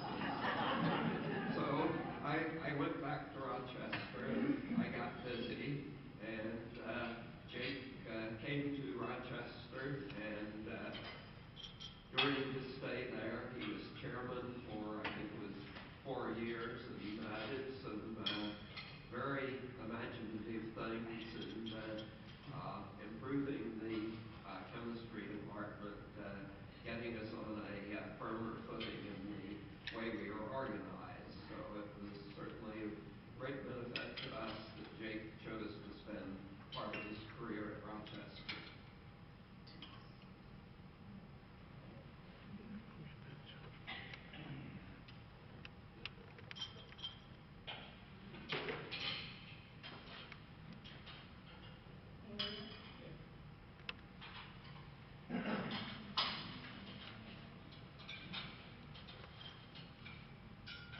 knew Jake mostly from Gordon Conference, but I always found him a rather, when I was much younger, a rather intimidating figure.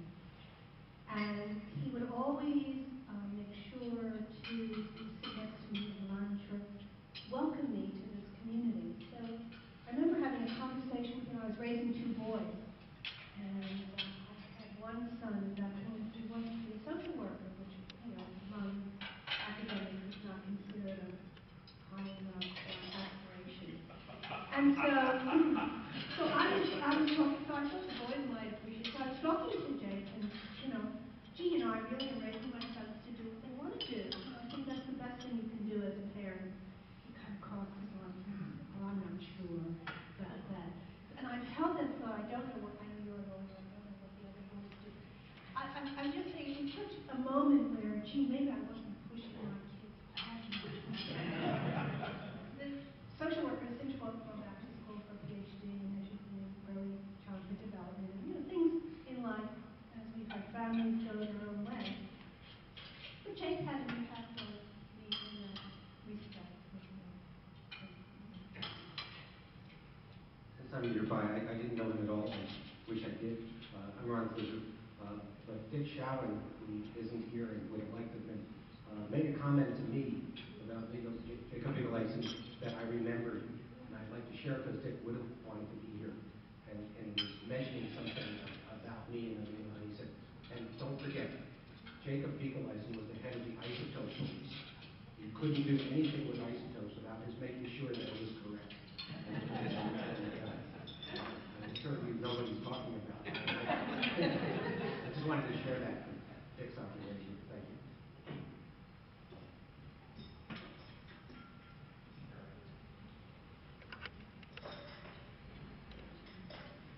This has nothing to do with isotopes, but everything to do with Jake Bigelheisen. The man said something. First thing he said to me, he reminded me of the Gordon conference. This is, of course, those of you who know, this is a summer sort of thing. It's strictly informal. Ties get cut off. You wear one. And Jake was explaining to me, because it was my first Gordon conference and the first conference I've been to as an assistant professor. He said, "Now, Mark, you've got to remember, it's not formal, so all your colleagues and people that you know here are going to be coming out and wearing Bermuda shorts and things like that." And just then everyone came in and he said to me, he says, "But that may not necessarily be a good thing." And the man got it right, I must say.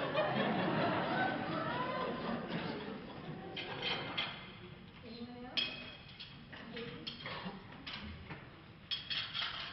Talking about being a social worker, Jacob had a high regard for people who were artists and musicians and did things in other walks of life than his own. He was very puzzled by people who were in business. He didn't find that at all interesting, but at least speaking for myself, when I was growing up, I knew that it was expected. I would either be a scientist or a physician. And when I started college, I thought, okay, I'll be pre-med, I'll major in biology. And took the first biology class and had to dissect a fetal pig. And with that, I realized that being a physician was not going to be talking to people about their personal problems like they did on television. I was going to have to touch the putrid flesh. And that was the end of my medical career.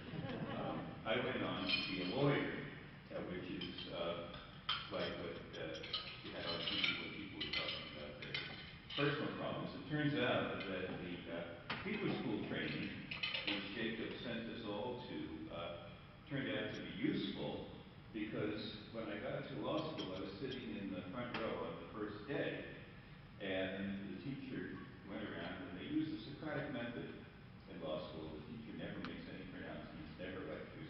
It simply goes around and says, you, Mr. Ishida, tell us what the facts are in the first case. And you, Mr. Van Hook, tell us what was the question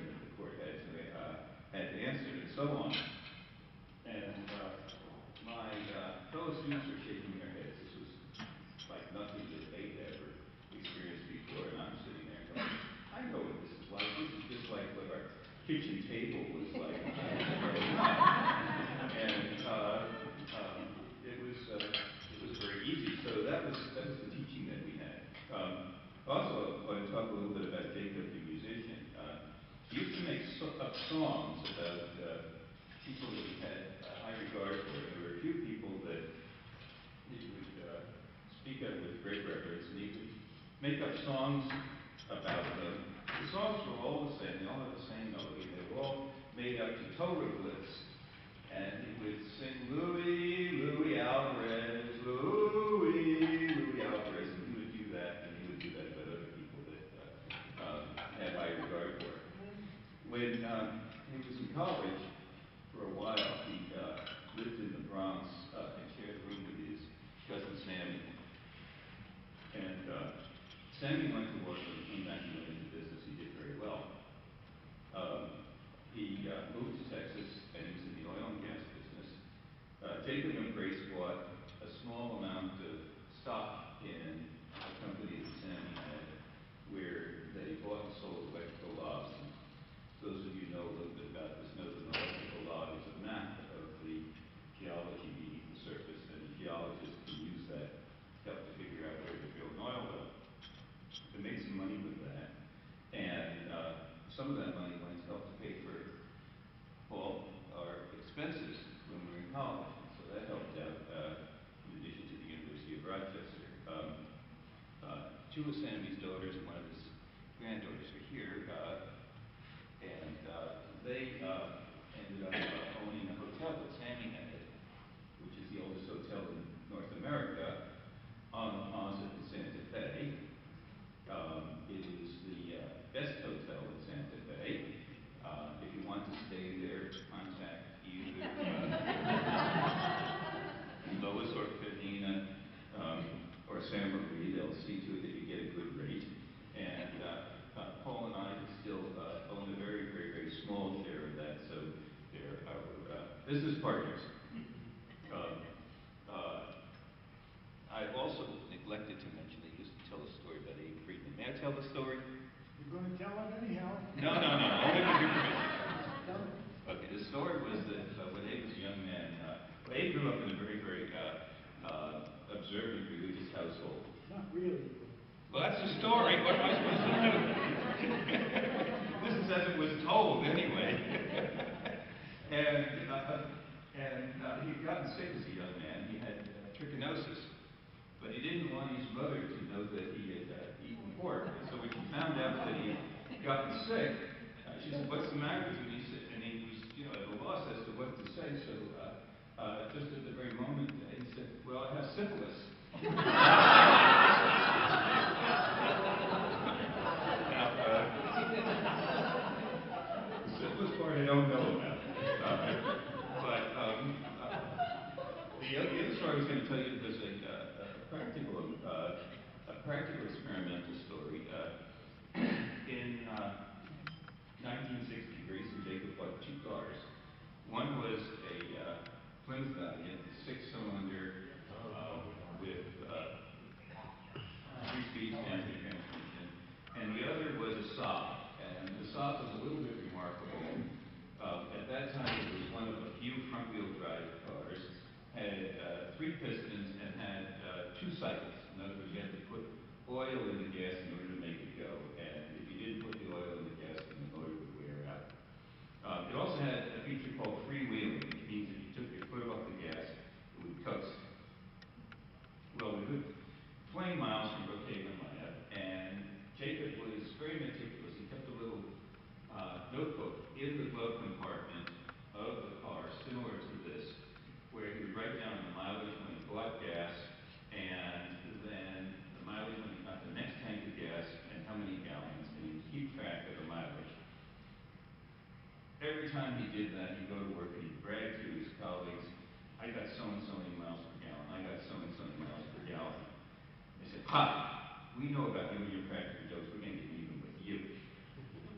And so, surreptitiously, they mixed up a can of gas with the oil, and when he wasn't looking, they put extra gas in there. And he would come back the next week and say, "I got even more mileage on this car."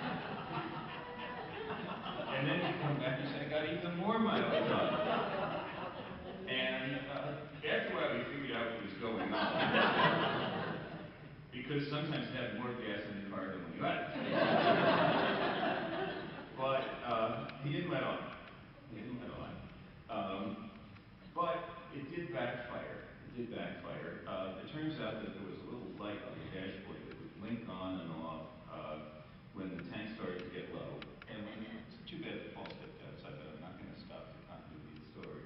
When the light would show red, solid, Jacob figured it was time to put gas in the tank. Problem was that he was not calculating accurately because of the change in the volume of gasoline that his friends were putting in there.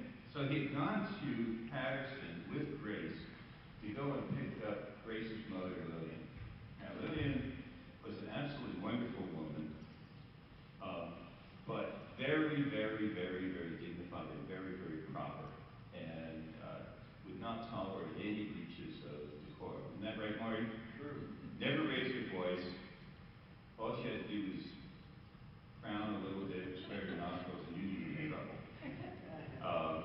Anyways, he and Grace had gone to Patterson to pick her up in the middle of the winter, in the thaw, and they were driving home from Long Island, and they got to Wading River, which is 15 miles from Bayport. The light is blinking red. The light is blinking red. Jacob's not in the least bit worried. He's waiting to show steady red. Car runs out of gas in the middle of the winter, about 15 miles from Bayport. And so he and Grace and Lillian had to hitchhike from Wading River to Bayport. And of course, he never heard the end of that story.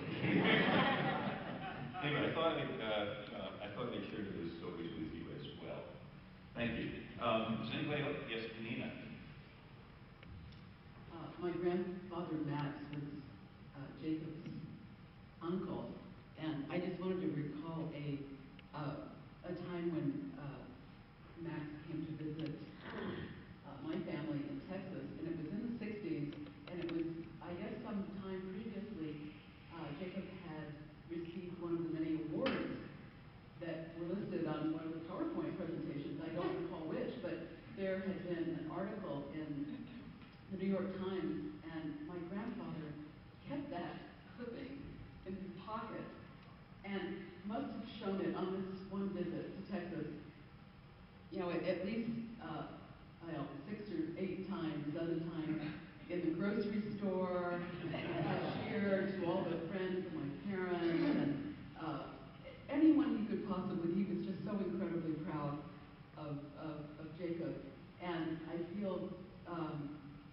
very regretful that I don't know if anyone recorded Jacob, but he had such a keen memory, and he was a repository of all the family lore, and many mysteries that I had about certain characters that I knew very little, he was able to just piece it all together and have a good overview of the motivations for people's behavior, even though he didn't seem like such a psychological type. He was.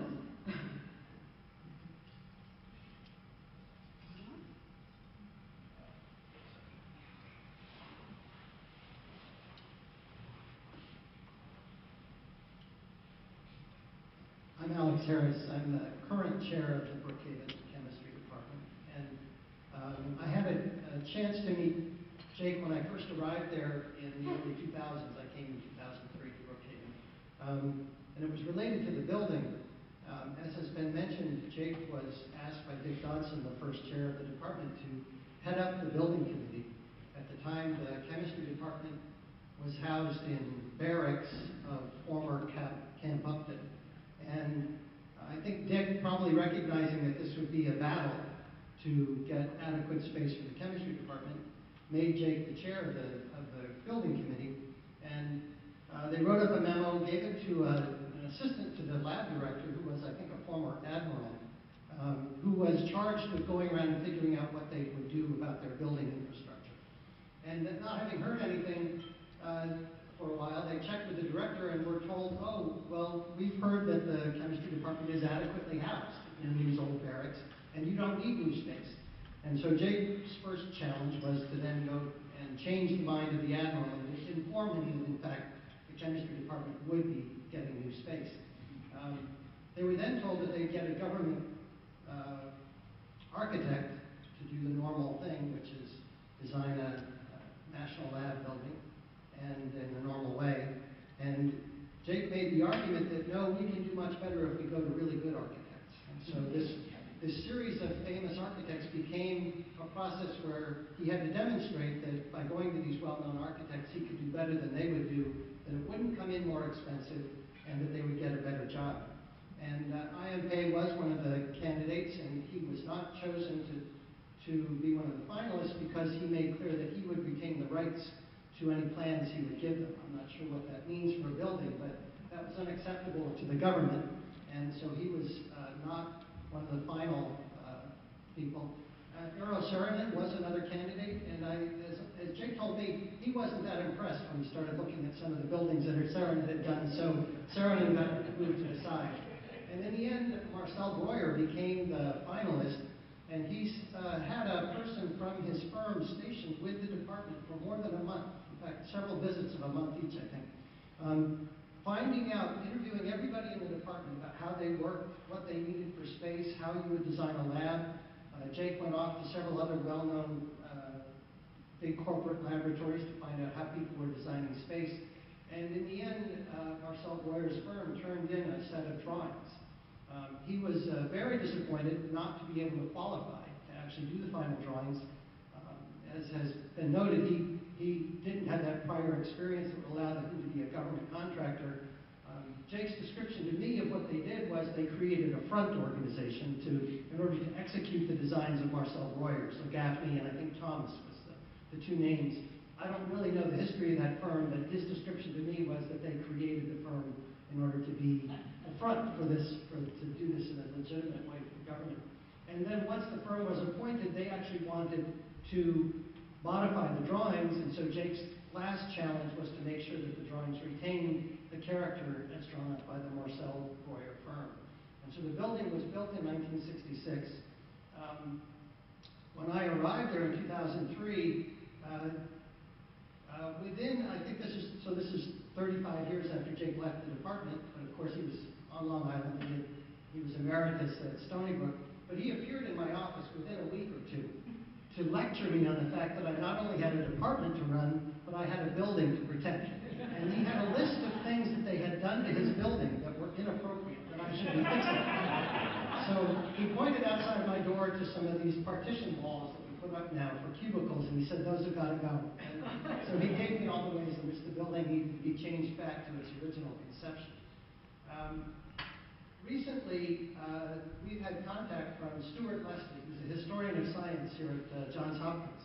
And he's writing a book on mid-20th century laboratory design. And many famous architects got involved in doing designs for laboratories of corporations and other government institutions. And he's going through how that process evolved from the 1940s. Albert Walker, who was a well-known architect at the time, did Bell Labs at Murray Hill, which is actually where I started my career. Eero Saarinen did Bell Labs at Holmdel. Yorktown Heights was another one. There were a set of these well-known buildings. And in getting started on his book, he decided he would bite off the first chunk by doing a chapter for Physics Today, which is obviously the journal for the American Physical Society, and wrote a story about 3 buildings built by famous architects for laboratories, all finished in 1966.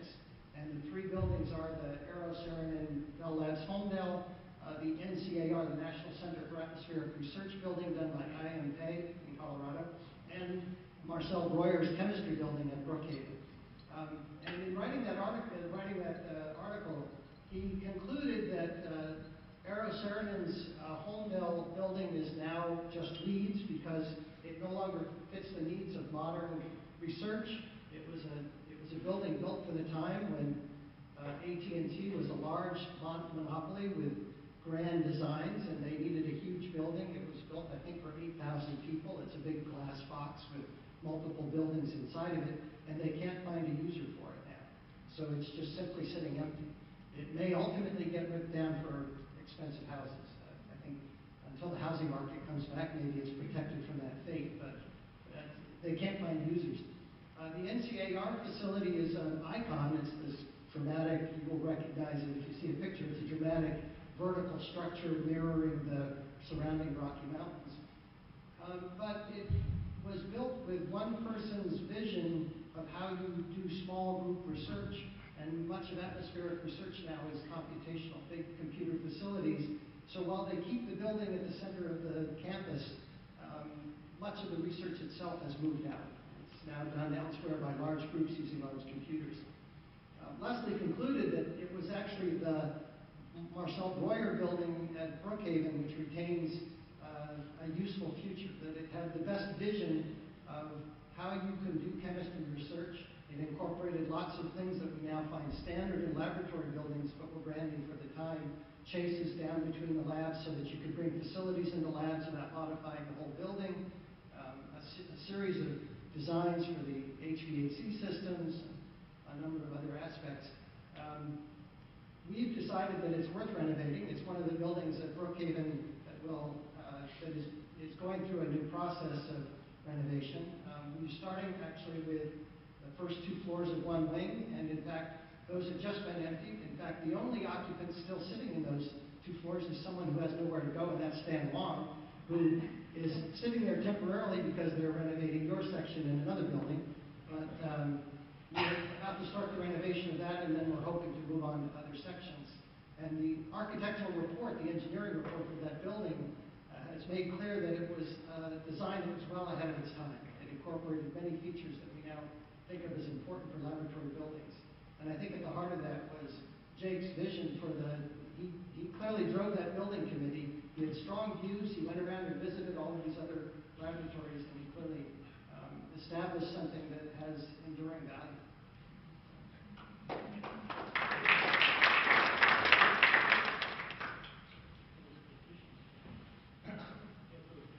Get the partitions back, yes. Oh.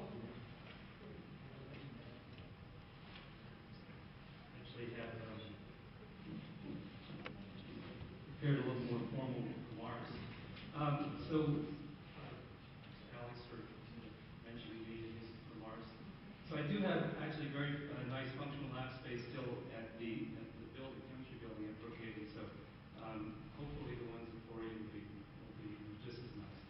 So I'm actually Stan Long, professor in the Department of Chemistry at Stony Brook, and I have a joint appointment at Brookhaven National Lab, which is why I have space in the chemistry building. But I'm speaking actually in my role as the chair of the seminar committee at Stony Brook on behalf of my colleagues and actually on behalf of my department chair, Benjamin Schaub, who was unable to come today. So, as many of you know, Professor BigelheisenSBU had a long industrious career, not only at Brookhaven National Lab, but also at Stony Brook. Actually he was 1978 to 1989, he was leading professor of chemistry at Stony Brook, after which he became distinguished professor emeritus. So in 1990, the chemistry department started the BigelheisenSBU Endowed Lecture Series in his honor with the purpose of sponsoring an annual lecture in chemistry by an internationally renowned scholar. And so, indeed, it was the most fitting gesture to Dr. BigelheisenSBU, since I've heard that in addition to being a world-class scientist, he was extremely supportive mentor to his own graduate students and postdoctoral fellows. And to date, we've had 23 BigelheisenSBU lecturers who either were or currently are members of the National Academy of Science. And 3 of these lecturers included Nobel laureates Ahmed Zewail, Robert Grubbs, and Y.T. Lee, who were actually the first 2 coming to Stony Brook as BigelheisenSBU lecturers before they actually became Nobel laureates. So it has been a very distinguished and prestigious group of scientists, and we really consider the BigelheisenSBU lecture as a hallmark event, as well as the most heavily attended colloquium of our entire seminar series every year. And moreover, this lecture has allowed our grad students and postdocs the opportunity to meet with and exchange ideas with incredible role models, including yourselves. So because of the importance of this productive exchange for our departmental community, we've actually co-sponsored the recording of today's proceedings, and it's an ongoing and lasting tribute to to Professor Bigelheisen and his standard of excellence that we seek to continue his incredible legacy with this lecture series with a hope and sincere expectation that it will inspire our students to attain the same level of accomplishment that he so capably achieved throughout his long and illustrious career. So thank you very much for this opportunity and again, for the chance to be able to participate.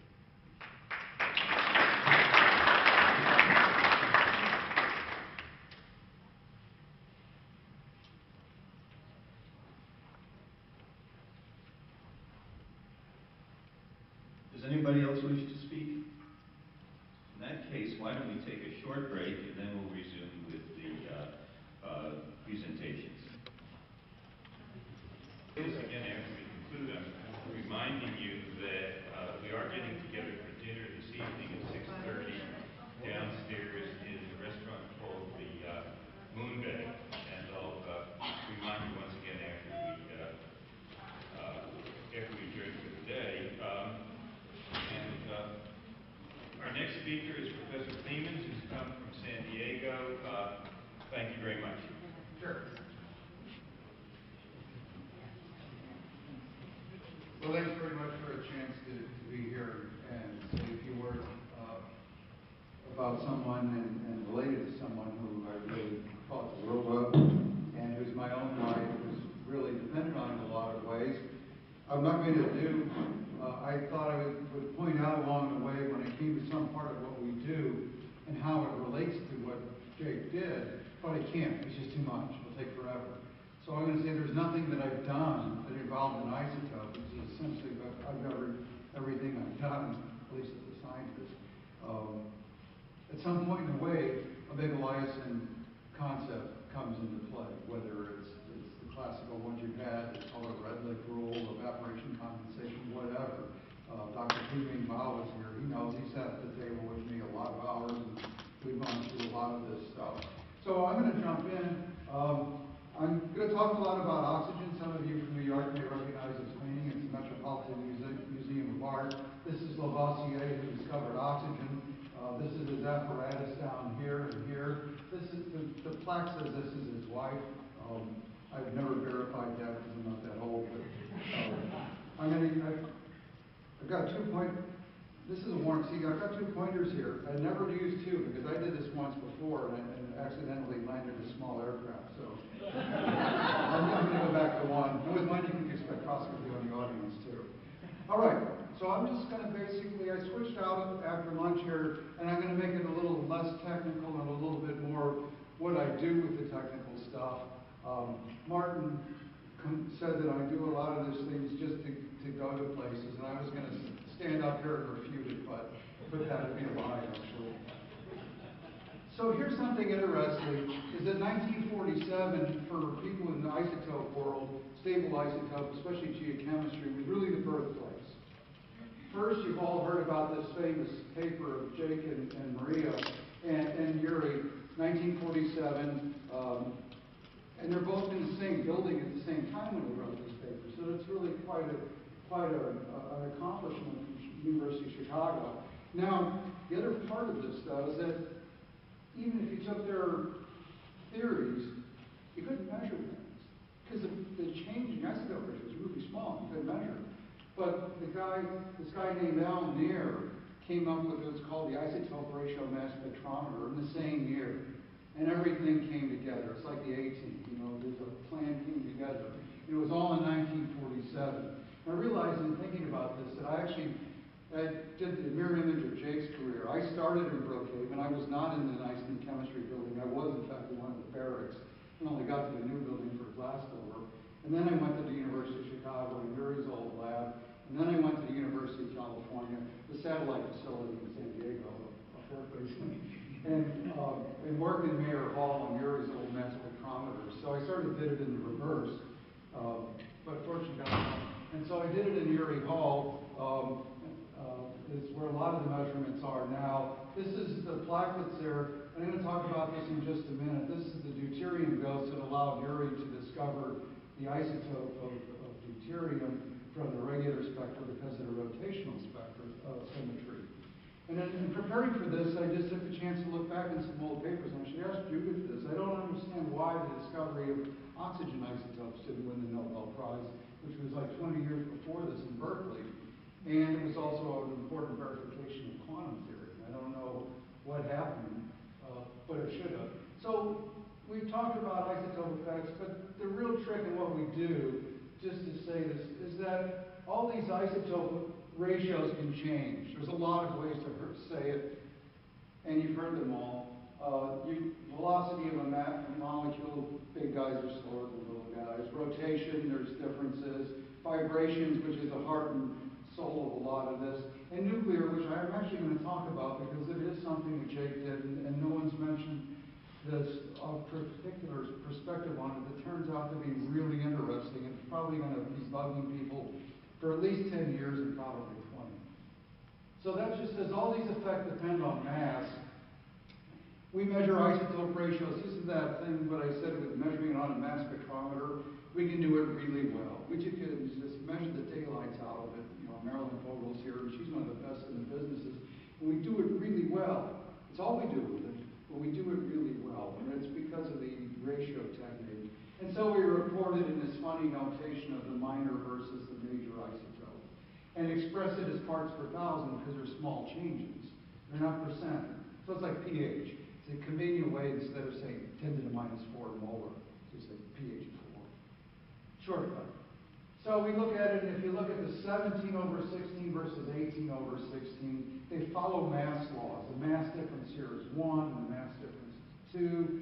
And if you grab stuff from the Earth and the Moon, and you measure them, most of them lie on this line, because they all partition as a function of mass. It's an old rule, and you all have heard this before. If you've heard any of us of the NARIO talk about this. The exception, and I am going to talk in detail about this issue later, not in detail, but the fun part of it that really relates to Jake's last series of papers that are really important. And this was by my postdoctoral mentor at Chicago, a guy named Bob Clayton, who found here's the normal Bigelheisen and Mayer rules follow this trend of mass, vibrations and rotations. And then there was this exception of Clayton's, and this is measured in meteorites. The meteorite pieces that they measure it in are the oldest objects in the solar system, with the exception of some of my colleagues in the chemistry department. No, I didn't mean it to take my Sorry, it was a joke. So it is what were we talking about? Okay. So here's the slope of 1. In this coordinate system, there's only 2 ways you can get it. You can add pure oxygen 16, or you can change oxygen 17 and 18, but equally. Right? It's just arithmetic. And what he argued, since there's no chemical way to break away from this line, it has to be nuclear. And he argued that the most likely nuclear process is a supernova, because you make pure oxygen 16. And so you blow up a star, not you personally, but trained professionals, and add pure oxygen 16 to the solar system. And that is what explains it. And it's all based on this basic assumption. There's no way to get off of this line. All right, so then, you go and I have my first real job that doesn't involve hammers and nails and shovels in Southern California. And we made ozone, and it obeys the same relationship. Exactly the same as in those old inclusions in the meteorite. Question is, all right, so number 1, that kills the assumption, because we very carefully ruled out that there was no supernova debris in my laboratory. My laboratory is a mess, I admit it, but we may go tell you it's a mess, but it's not that bad. So there's no supernova debris. And so this then led to the question of what is it? And my colleague John Heidenreich and I, and so this started my adventure into the Bigelheisen world. It's at this point here. We had no clue where this came from. It's not in any of the books. And so one of the things I was told was that my soft-spoken colleague at Scripps Oceanography named Harmon Craig said, Mark, you must drive up to Irvine and talk to the best guy in the business in this world, a guy named Max Wolfsberg. He was a student of Jake Bigelheisen. This man will help you out. And he was right. He did. I'm sorry Max isn't here, too, but I'm glad you're taking it, because that part is true. A lot of what I should say would be borderline. This part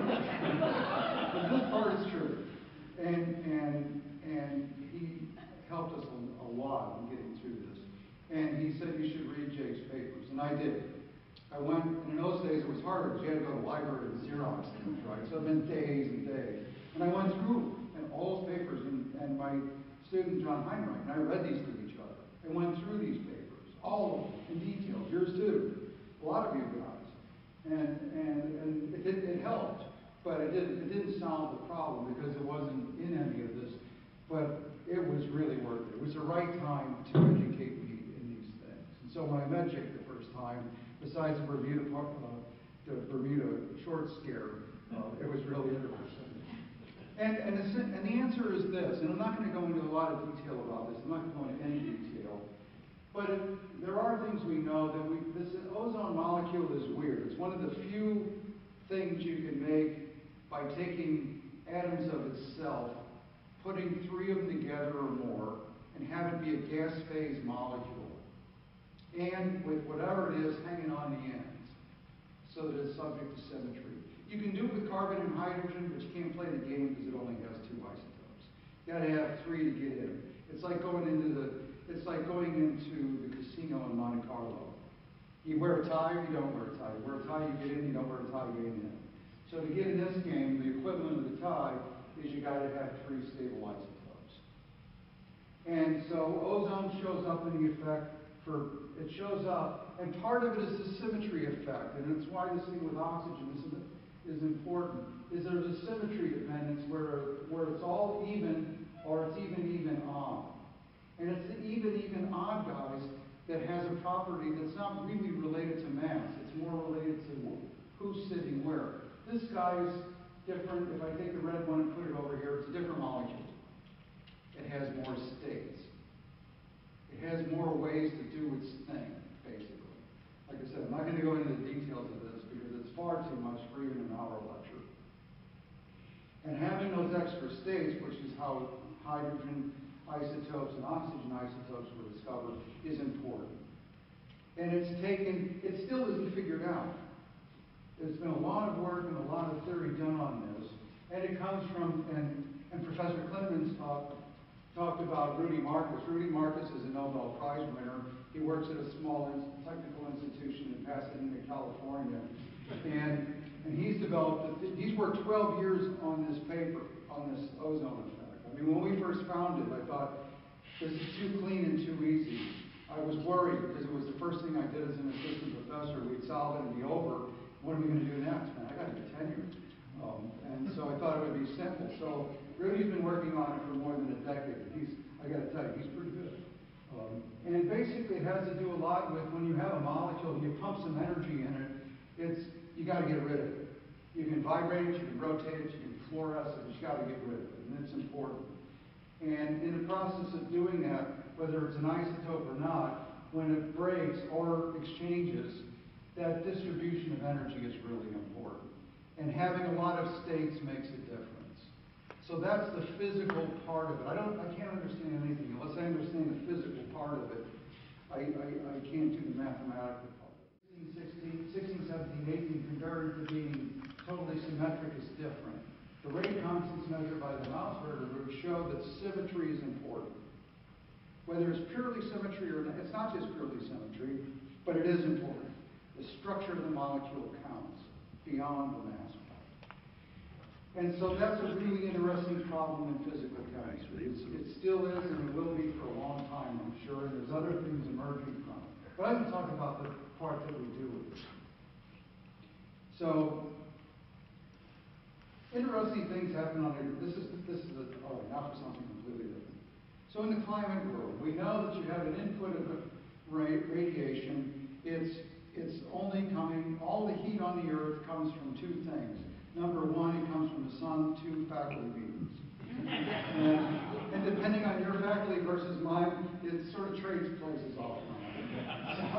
So mostly it comes in as visible light, hits the ground, and then it's radiated back out again. And in California, we think of that as the wetsuit sort of effect. How well you trap it, how good your wetsuit is, how much your greenhouse heat. And so this part is all really important. But a lot of the interesting part is up here in the middle of the mesosphere in the top of the atmosphere. And trying to understand the chemistry up here, and that's where we use the isotopes as a code, is really important. And so the problem is with up here, up here, right? Your airplanes fly here. Stratospheric balloons, the big ones, you go to here. And I started out in that a long time ago when I just got into this. I started flying stratospheric balloons, and I hate it. I just hate it. Two things. Number one, it's a 50% failure rate to get it to go here. Number two, Palestine, Texas. At the National Balloon Facility in Palestine, Texas. I'm sorry, if anyone's from Palestine, Texas, I do not mean to be cruel and mean, but it's just a bad place. It's just ain't my place. I'm easy to get along with. Well, we mean they'll probably take different, but I'm reasonably, but it's not the place to go. So if you want to get a sample up from here, where all this interesting chemistry, the oxidation state of the upper atmosphere, and a lot of the atmosphere is controlled up here. You got to figure it out. But you got to get samples and bring them back. You can't do it by the space shuttle. And no, you can't stick something out of the shuttle's windows that flies by. People have asked me this before. And they won't let you drill holes in the wall. I've done this in airplanes, but you can't do it in the shuttle. And so you got to sample up here. So here's how we do it. So this is the sampler. The sampler's up here. This is my first one, so I have to come proud of it. It's like showing your first baby. This is my first rocket system. And so this is a Nike. Those of you who remember the 1950s, remember the Nikes, because they were all over the place. And you can buy them from the government for $1. And this is what's known as an Orion. For those of you who speak military, it's a Hawk missile. They're $10. You got to pay $100,000 to have them show up at White Sands Missile Range. They're basically free. And then the sampler's here. And this is how you spin balance it in the vehicle assembly building. This is just to make sure it doesn't crumble a little bit while you're flying and then come down in unwanted places, you know, like picnic benches in White Sands National Park and that sort of thing. You don't like that. This is a sampling device. It's just 3 chambers, pump them down to -10 atmospheres. They're gold plated. Freeze them with liquid helium so you can get it to 2 degrees Kelvin. Suit it up, put it in the rocket. This is the newest one. So this is the newest time edition. And it's much bigger because we go higher. And basically those chambers just freeze in the sample as it's flying. It's flying at 4 times the speed of sound. For those of you who are not calibrated with the speed of sound, it's twice the muzzle speed of a .357 Magnum bullet. I spent time in Chicago,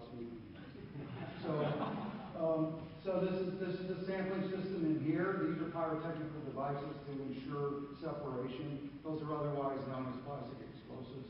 And he's just taking a picture to make sure. This is the White Sands Missile Range in New Mexico, which is obviously run by the military, and it has to, of course, be the United States Navy, because who else would run a desert facility? So he's with the United States Navy, and he's showing me he took out the bolt, so if this blows up, it's not his fault, it's this guy's fault, and they'll come after him and not him. And so this is getting ready to fly. This is on the launcher rail. This whole thing is going to go up. They're going to take this, and the building gets pulled back.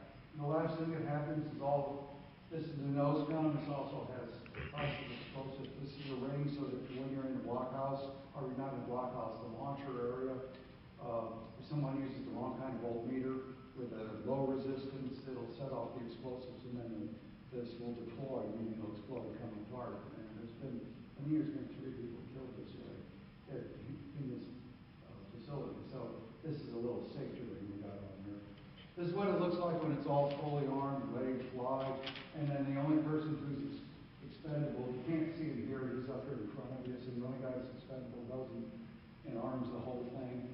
And then it goes up and it flies. And this is what it looks like when it goes, and this is where it comes down. So we may appreciate this. You've probably seen this, and I've told you this before, but you can see this little trail when you fly in a helicopter. This thing's been dragged for 4 miles through the White Sands. So this is the world's most expensive gypsum sampler. And so here's another picture on another trip. This is, I think, the last one we did.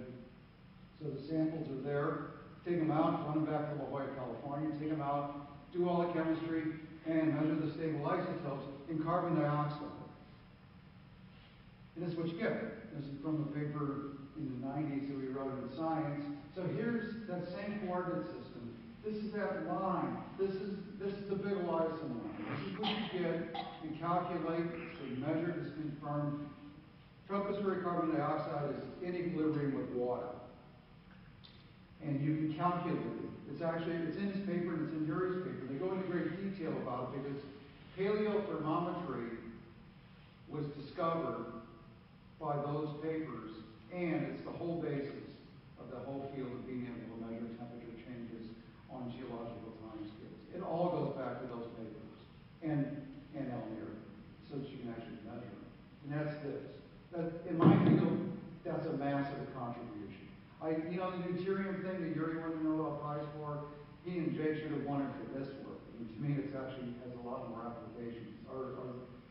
To me, it does anyway.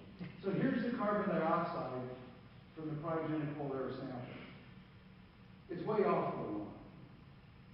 And we understand, it's taken 8 PhD dissertations and a lot of papers to understand exactly how and quantify it, including work done up at in the Republic of Berkeley by Christy Boring, using molecular beams with someone already mentioned here, Yuan Li, also a Nobel laureate, now in Taiwan, to figure it out. And the first, we knew early on what it was, but to really understand the physical chemistry took a lot of work.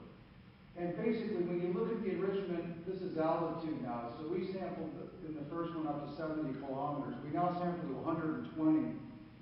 And the atmosphere stops at 90 kilometers. So we fly this thing out of the atmosphere, and it comes down, still within White Sands missile range, but it's not always. But you know what? There's no need to talk about this. Actually, there's no need at all. But what happens is you can see the long-lived greenhouse gases are inversely correlated to it, and this is really important. This is the second reason for flying the rocket, is to be able to sort out how they get oxidized in the atmosphere, because the upper atmosphere greenhouse gases get controlled by the methane and nitrous oxide. But you can't measure the intermediate players in this, because they're too small. Because the intermediate players in that is this one, it's atomic oxygen. Everybody can measure oxygen. You saw Lavoisier did it, and he did it with his lab assistant and his equipment. And ozone has been measured for decades, half a century. But this one is what does all the action, and that's what you want to know. And this is where the signal comes from, because ozone has the funny isotope effect that I told you about. It photolyzes and makes this, and when it's in this state before it does anything, it interacts with carbon dioxide. That's where it gets it. And that's really important. And that's why, because it tells you what this is, and that's what you want to know. But there's only 100 molecules in a cubic centimeter. In cubic centimeters, you know, there's only 100 of them, out of something like 10 to the 16. You can't measure it. You just can't measure it. So that's why understanding exactly how this thing appears and interacts with carbon dioxide was so important, and so many people work at it so hard.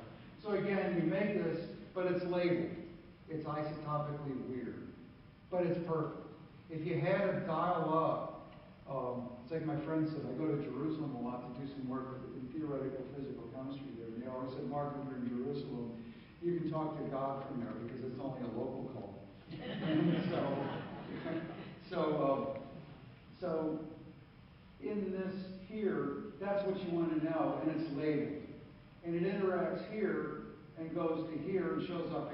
It couldn't have worked better for nature to understand that process. It's absolutely perfect. But you have to understand this part, which took, it was a decade. It was at least a decade of a lot of people. And it all happens in a short time scale. And it fits with the fluorocarbons and sulfur hexafluoride. This is the anomaly. So we really can understand a lot about the greenhouse gas distributions in the stratosphere and how they're distributed. Now, if you want to get into rocket science, you have to realize it's a funny group of people. And so this is just to remind you that they have a funny sense of humor. I don't know, it was the worst day in the history of scientific talks when Gary Larson stopped doing the far side. I mean, many of my colleagues, we went through a period of depression. Please, you got to come back, man. So we're using this pathetic old stuff, but, you know, classics are classics. So anyway, what were we talking about? Oh, yeah, carbon dioxide. So thinking about other things, this is one of my favorites paintings. This is in the Mauritius Museum in The Hague. This is a painting of Vermeer's, and he only did 38 or 39, and this is one of my favorites. And he's either, you can see sitting here with the calipers and thinking in the window, and you just get the feeling he's thinking great thoughts, or he's wondering what's for lunch. But I love this painting, and it reminds me that I need to think about what we want to do next. Now, this is only to tell me to make a point. And when we first found this funny effect, one of my former mentors said that it's interesting, but it's a curiosity. It doesn't occur in nature. And so this is to make a point that every molecule in the atmosphere oxygen in it is anomalous. All of them, except for maybe water. So instead of it being some sort of lab curiosity, all of them, even O2, the major element, they're anomalous, but for different reasons. And so by understanding, that's why I said when I take the BigelheisenSBU rules and apply them to everything, you have to know them and apply them really well to interpret all this other stuff. It's critical. You can't play the game if you don't understand those and refine and continually work on them. So that's part of it. So here's another trick of labeling. I'm not going to even walk through this, but here's the point to be made. In atmospheric science, one of the things, if you want to understand how particles are made, issues with biodiversity and whatnot, where the particles are made and transferred, a lot of it occurs in the sulfur and nitrogen cycle. Okay. But figuring out where things came from is really tricky, or how they're made. That turns out to be really important. So if you grab an atmospheric scientist, if you're walking down here on the shores of the Potomac and say, if you're an atmospheric chemist, what would you really like to know in this business? He said, I'd really like to be able to sort out if things are made in a gas phase or the liquid phase. It's really important. Homogeneous versus heterogeneous. It's a big deal. In the gas phase, so again, nature, we really got lucky.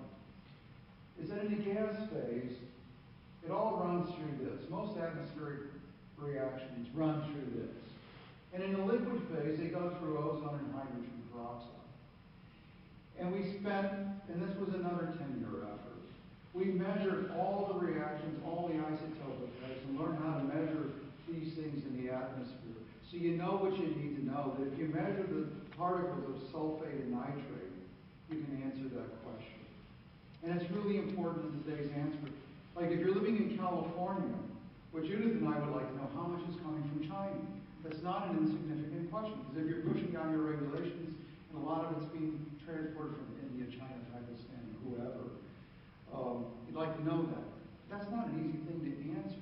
But if you know how they're made, then you have something to say about how they're transported. And so, if now knowing all these things, if you measure them in the atmosphere, you can figure that out. And we know it. And so that's been done through generations of some graduate students and postdocs, not me because I'm not clever enough, but they figured it out and it worked. So that in today's atmosphere is really important. But what's more interesting is if you want to tell if your models are right, you want to be able to predict the future. Now you can be patient and wait for 10 years to see if it bears out right. And I'm a lot of things, but patience is not one of them. So if you want to test it, you can go back in time. And that's the way, that's an advantage in this field, to understand if all this is working right, that you can do. So you can go back and you want to study these things, how did it happen in the past? Now I'm going to share something. As I just said, I spent 3 or 4 years time in Israel, both doing some theoretical quantum work with a fellow named Ralph Levine, and some of it out in the desert collecting samples. And in this last trip, when I went to the southern desert to collect samples, I stopped along the way in Masada. And all of you know the story, and it's an amazing place. And while there, I started working on a new idea. So I'll share it with you, but then go on, because it's not copyrighted yet. So this passing, I'm working with teleportation. So here's my first attempt at doing this. It didn't work out right. This is in a system in Masada. So those of you who watch Star Wars, or Star Trek, know that this is tricky business. So I got it here. It's tricky, but I almost got it. If this had been 6 months, I might have it by now. But don't talk about this because, like I say, it's not copyrighted. Now, if now you apply this and look at sulfate and nitrates in ice cores, this is Becky Alexander's work, going back from now back through 140,000 years. You find this funny oxygen anomaly that changes. The red line is the temperature of the Earth. It's not by me, this is an industry. Maybe we'll tell you there's, hundreds of people. There's so many of them, they have their own hotel in conferences. There's so many of them doing it. And this is the temperature record that you get, and it's from looking at water isotopes. And Alex, the guy who really, with their work that started this whole field, being able to understand evaporation, condensation, isotope effects, and temperature. So you can get the temperature. And it follows this. But it's not the temperature. What it is the amount of liquid water. Because when it goes to zero, that means it's pure one of those circles. Pure mass dependent. This is the glaciation time, right? It's low temperature, it's cold. That's how we define glaciation. We're clever about these things. And so, in those times it goes down because the oxidation pathway is switched. Whereas in now, it's about half and half going to the liquid and gas phase. There's no other way to get this record. What you're getting is paleoozone levels and the water content of the atmosphere. This is critical. If you're trying to write climate models, you need to understand what clouds are doing. We can't measure clouds. Going other than what's in the newspapers, going back in time. So if you want to measure 100, 200,000 years ago, this is a way to do it. It's the only way to do it. So what you're getting out of this is, number one, the oxidation change of the Earth. Number two, the water content. So this has turned out to be actually a really nice application. But one of the things you'd like to do with this is understand short-term change in climate, meaning 6 months at a time, beyond back hundreds of years. Now, to do that, you have to go back in time, but high-resolution ice samples, which means you can't use ice cores. And this is just a chart of what I said. So here's where you go. You go here. You go to the South Pole. It's 3 centimeters every 6 months, all the way down. It's like that old joke about turtles all the way. You got a couple miles of ice till you hit bedrock, which is not where the Flintstones live. And so you go all the way down to bedrock. And so you got a lot of ice. So you can, and it's a very constant deposition. The South Pole is nothing else. If nothing else, it's constant. That's cool too. And so you can get a 6-month record. You can't do ice cores. You have to get slabs because you have to get enough stuff to measure to get that really high resolution. So here's how you do it. First, you got to get people to go. You got to convince graduate students. This is an article. This was published in the New York Times by a guy named Ernest Shackleton. Those of you who read the book Endurance, probably one of the greatest adventure stories. This is how he gets people to go. So it's not bad. It's not bad. So here's the South Pole. Here's my student Justin McCabe. Here's myself. And so it worked. So Justin volunteered to go, and we were here. And the South Pole is fascinating for approximately 6 minutes. So this is in the first 4 minutes. So things are still okay. And this is the South Pole, and it's 10,000 feet. So you can run around the Earth 3 times and then throw up and pass out. I guess lunch is over fine. So here's where you work for about a month, 3 weeks to a month, and it's wonderful. This is it. And there's 3 more pictures just like this from each direction. And here it is. So what you do is you dig a snow pit, and it's about 23 to 24 tons of snow. And you dig it by hand. And this is me at the bottom of the pit when it's about halfway done. And then you take slabs, and it has to be clean. So here you are. The South Pole's not remote enough. So you have to go 5 to 6 miles out so that it's clean. And then you dig this stupid snow pit, which is pretty much the best description, and then dig slabs. But you can't contaminate, otherwise you go through all this crap stuff, and so you have to suit up in surgical garb. So here you are, it's the damnedest thing, and you dig it, you sample it, and you take it back to analyze for the isotopes. But this is how you do it. I mean, it's just hand digging. I mean, I always told everyone I worked in high school in construction. I mean, it's a complete lie. I dug ditches. And I always said, man, I'm going to work my butt off. I'm not going to do this digging business ever again. So, didn't hit very far on that one. So anyway, what you get out of this is when you look at the isotope data, you can pull out the natural cycles, and that's really important. Because when you give talks, David and I were speaking a little bit earlier about talking to people, and when you talk to a group of people, like the Rotary Clubs, they'll ask a really good question, and they do in Congress. How do you know it's not a natural cycle? That's a really good question, and it's about the hardest one of them all to answer. So when you go back 3 months at a time for a long time, you can then look for regularities. And you do it by this trick by some French guy named Fourier, who developed this trick, and you can get these regularities. So here you see a 2.5-year cycle. That's a quasi-biennial oscillation. There's a big wave goes around the world. And at that time, the ozone levels and the anomalies changed in the South Pole. Here's El Nino. Us West Coast people are really familiar with this. You probably read about it. The El Nino shows up here.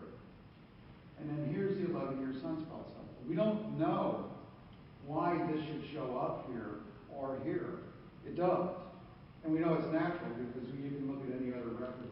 But we know those. So we can pull these away and say, all right, we've hardwired, we know the natural cycle. So when something's showing and it correlates with something else, like a man-made activity, we have more certainty. It's not 100%, but we're understanding a lot about nature for doing it. The only problem with this is that when you go to talk to your leaders in Washington, you go wandering up the hill, and they'll say, well, Mark, isn't the Antarctica a weird place? And they say, man, you got me. It's like a Bermuda short thing. It's just really a strange thing. And so you got to go someplace else. You got to prove that it's not just a southern hemisphere or penguin sort of thing. So you got to go someplace else. And we also got to understand something about the polar stratospheric clouds. And that turns out to be really interesting because it's particle surface chemistry, which in physical chemistry is interesting all by itself. If you want to do it, then you got to go to the same altitude, but north. And here's the only place you can go, which is the Greenland summit. And it's also at 11,000 feet. And I would show you the pictures of the South Pole, but you wouldn't know the difference. It's warmer. The South Pole, that time of year when we went, was about 40 below, and here it's okay. It's a cold, it's 20 below. If you're from, like you said, like upstate New York, and you spend time during the winters, you see it. Every now and then you see it. You don't like it, but you see it. Chicago, we've seen it. Don't like it. I'm from Miami. I don't like any of this, actually. So we went 3 years ago to Greenland, and we did the same thing as Forrest Gump would say again. But I sometimes, well, how did you feel going back? Did you really love it? You must love it. You're from Miami. You must love going back to the Greenland summit. So here's a picture of how thrilled I was to go back. I was just as happy as a pig in mud. But the interesting thing that came out of it is that what you get out of it is what those of you who do quantum chemistry would understand as perturbation theory. If you want to understand how things really work, perturbations are actually really important. Quantum mechanics perturbation theory is really important. And the Earth has perturbed itself a number of times in volcanoes. And so what we were able to find with the funny sulfur anomalies is that the stratosphere gets perturbed. And in understanding that, we see it both in the Antarctic and the Arctic. And wait, it was the other way around. Of course, it's all relative anyway. Is that the perturbations occur from the plume of sulfur dioxide. So you have a half a circumference of the Earth there that the photochemistry in the stratosphere occurs, and it answers the question, how fragile is the Earth? The volcanoes have done it for you. The guy who actually first discovered the perturbations in the isotope record is this fellow right here. And it's sensitive. It's actually very fragile. And so it gives us a way to track what happens. And you can see the plume of this go in north and the south in the isotopes. And you don't need to understand, this is depth in the snow, which means more recent here, older here. And you can see the isotopes change. This is the isotopes change from two different volcanoes, both in the Arctic and the Antarctic. One of the interesting perturbations in that, one of the coldest, I think it's the coldest in recorded history, winter, was in 1809. But it was never clear why. Was there a volcano? If there was, when was it? And if we know when it was, where was it? So we were able to track it down to the equator, and the volcano occurred somewhere between Christmas of 1809 and the first week of January of 1810 with that level of precision. But it's only because you do the snow pit thing instead of a core, so you can get a big enough sample to really measure close in time.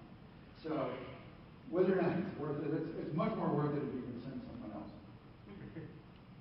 So Yeah, so once you get these sort of things and seeing what's going on in nature, pacing, look around. So I like to look at things differently. You always hear the story about the tent. The camel gets its nose under the tent. And once the camel gets its nose under the tent and looks around, then, you know, all hell breaks loose. But I look at it a different way. So here's actually a different picture. Here's the camel inside the tent looking out. This has nothing to do with it at all. I think this is the most interesting experiment the Earth has ever done. And I'm not only doing this because Wei-Ming Bao is here, and he's the guy that discovered something really interesting in this, but because there's some really important biology here, and I know that there would be a lot of people here that have some interest in this. And here's what happens. The Earth freezes solid somewhere hundreds of millions of years ago. And my colleagues that do the snowball Earth business for a living, there's a lot of debate about how, why, and whatnot. There's no debate about it freezing solid. But the whys and whatnot, they argue. That's a good way to put it, isn't it? I mean, they argue about it. But it seems to be when the Earth was all in one piece that it conspired at that time to be in the equator. So it's warm and wet. And if you do geochemistry, you know when it's warm and wet and you got rock, you use up carbon dioxide to wear down the rocks. All right? It's geochemical weather. So it sucked out the carbon dioxide from the atmosphere, essentially. And the normal greenhouse effect went away and the Earth froze solid. Now, whether it's froze solid or cracked here and there, you know, it's not good. But for me, it was close enough. You know, it's like you say, it's close enough to get the CR. But here's the interesting part, and this is a plot that I got from that Wei-Ming sent me. This is the really interesting part. So the oldest rocks on Earth are about here, plus or minus the width of my finger. And then there's some oxygen building up here. Part of what I'll talk about from James Farquhar is that we can measure how oxygen evolved here. Then oxygen levels go up about 2.2 billion years ago. Vanderdines appear. And it goes high. Don't know when, but life changes and there's algae.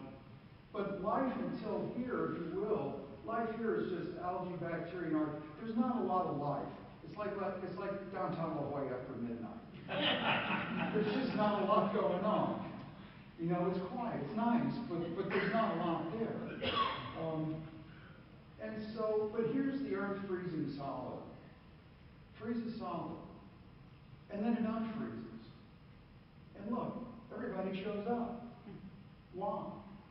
I mean, it's there. There's no debating this unless you're like, I mean, you can debate it, but you have to be, come from a different religious perspective. But life shows up here. It's in the fossil record, right? It's there. Go to you can see it in the fossil record. So it changes. So what happened here? Who did what to who is the way how I can put it, is really important.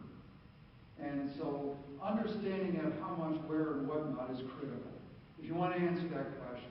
And it's close enough in time that there's samples around to get at to really start taking an understanding of this. Now, the only thing to remember or to get out of this is that oxygen in the atmosphere, here's my funny rocket program part, right? And a lot of people, Krista Boring's work, a lot of these, understanding is part of it. So we got that hard part. We can measure this and see the anomaly. But when you get that funniness in here, it comes at the expense of this. And you have to have material balance. In geochemistry, we call it Baldy's law. Baldy's law is sum of it plus the rest of it equals all of it. So you always have to obey Baldy's law. So if this guy gets heavy, this guy gets light, and vice versa. So when this guy got isotopically enriched, this guy gets isotopically light. Okay, that's all there is to it. So what Wei-Ming did in his paper 3 years ago, and he always told me, Mark, you can have the plot, but you got to show my picture. You got to show my picture. All right, here's his picture. See, I'm good on work.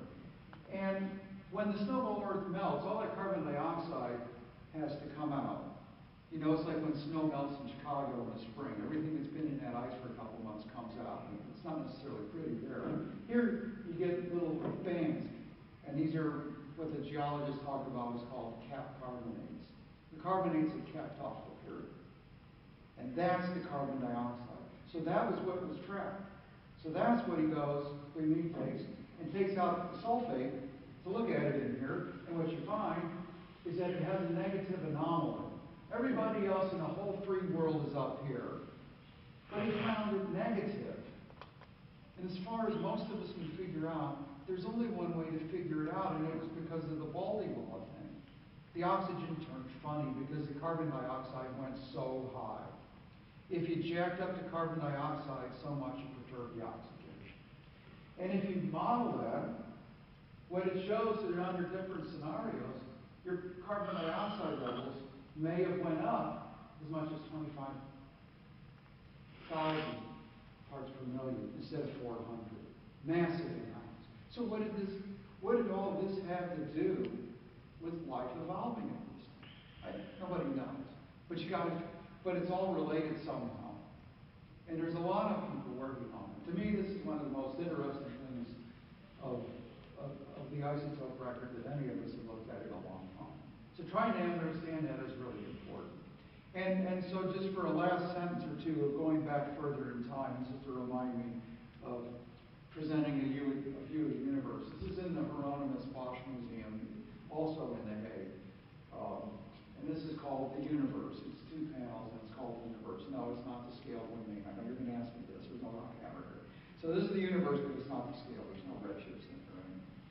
And it must be nice to have a museum named after yourself, because you can always remember where to go. So this is the universe.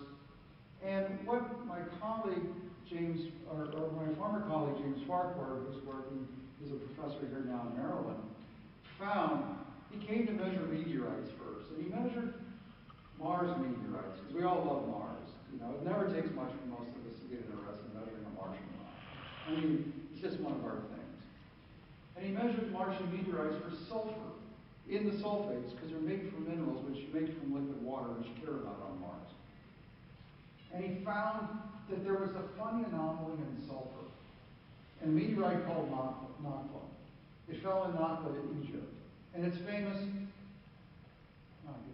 If you're not a meteorite person, no, this is a very famous meteorite. It's controversial, but Nakba is the only meteorite that ever killed a dog. Not everyone, the Smithsonian says in the Smithsonian Catalog of the Museum that it did. But, I hate to say this just this close to the wedding, but the British Natural History Museum waffles and says it's reputed to have killed the dog. I know that it did. We found a dog here in this meteorite. But it had a sulfur anomaly since we've been doing atmospheric work, James understood that it must come from something photochemical. In which case, did the laboratory experiments and zeroed in on sulfur dioxide. Now, sulfur dioxide, and this is actually something I worked on as a graduate student when I was in Brookhaven, is photolizes at short wavelengths. Doesn't happen today because you've got ozone. Ozone hardly bands removes all this light, and it doesn't photolize the ground level. If you took away all the oxygen and ozone, that funny sulfur stuff would show up today. But you'd have to take all the oxygen and ozone out of the atmosphere. But what about in the Archean, between those old rocks at 3.8 to 2.2? There was no oxygen then. You should see a sulfur funny effect in the rocks. And so James measured it, and that turns out to be true. And here's the evolution of oxygen, and here's the oldest rocks. And this is positive sulfur, and this is negative. So you have the oxidized and reduced reservoirs. What this is from is photolysis in an oxygen-free atmosphere, or low. So you can calculate from this how much oxygen and ozone was it. If you want to understand the origin of the atmosphere and life in general, you have to know how much oxygen there was. That's the most, and there's no other way to get it. This is the first time there's been a quantitative record. Is it a clean and easy thing? No. Is there a lot of ways to understand it? You saw briefly the things that are in there in terms of what's going on. But it gives a chance from this, and a lot of people doing it now to track the evolution of oxygen. So, one thing I want to leave you with is Jake's most recent thing. And this is nuclear shielding effect. This turns out to be really important, and for ways that you're not going to guess. Well, I mean, you don't get a vote because you know. But if you look at how the abundance of the elements they follow a pattern like this, because they're made in stars. Except for hydrogen and a little bit of helium, which is made in a Big Bang. And so they're all made in stars, and we understand those. And a lot of this was, in fact, discovered by, the important part was discovered by Maria Mayer. And this is a cross-section of a star where the nuclear events happen. Here's an iron nickel core when it's all evolved, and all the elements getting formed. This is in a red giant. And this is just some classical pictures of the supernova going off on the edge of some molecular clouds. And here's a better picture of the supernova event. But we study meteorites. A lot of us discuss to understand that, because you have old things that reflect nucleosynthesis. So the best tests of nucleosynthesis are here. This is a palisade. They're actually not very good.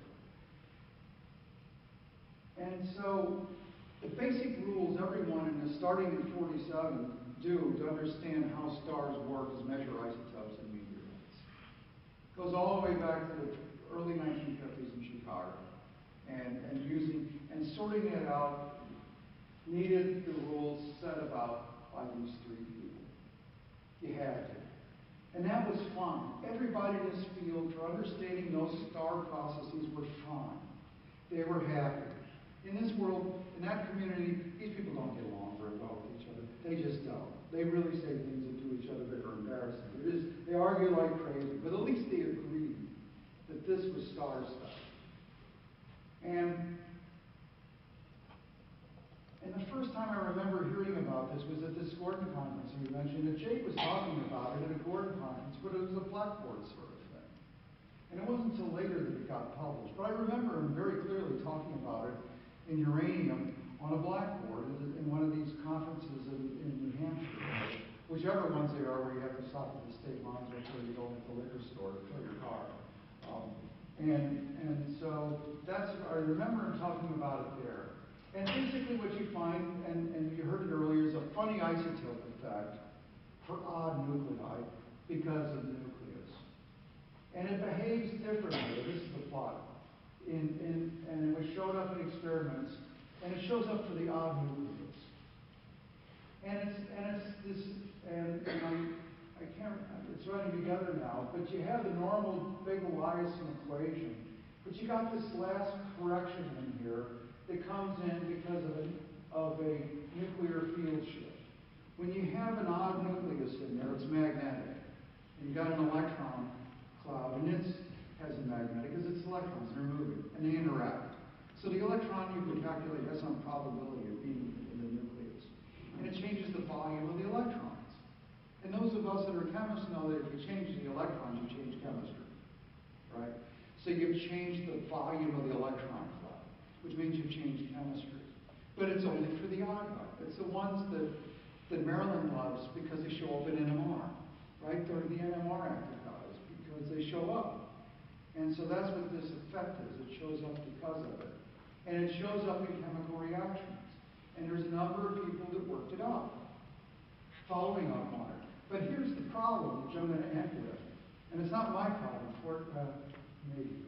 So that when you want to understand the solar system, you measure it. And you understand the R process and the S process, the adding a neutron and decay. You take out, these are the high temperature inclusions I mentioned, the oldest objects in the solar system except for, and you measure the pattern. So here's the mass number, here's barium.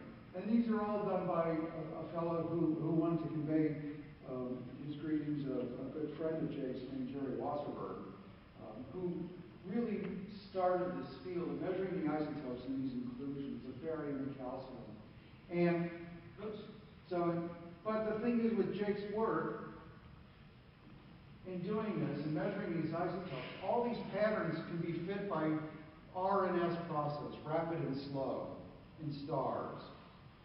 And it fits really well, actually. So the nuclear physicists, the astrophysicists are happy.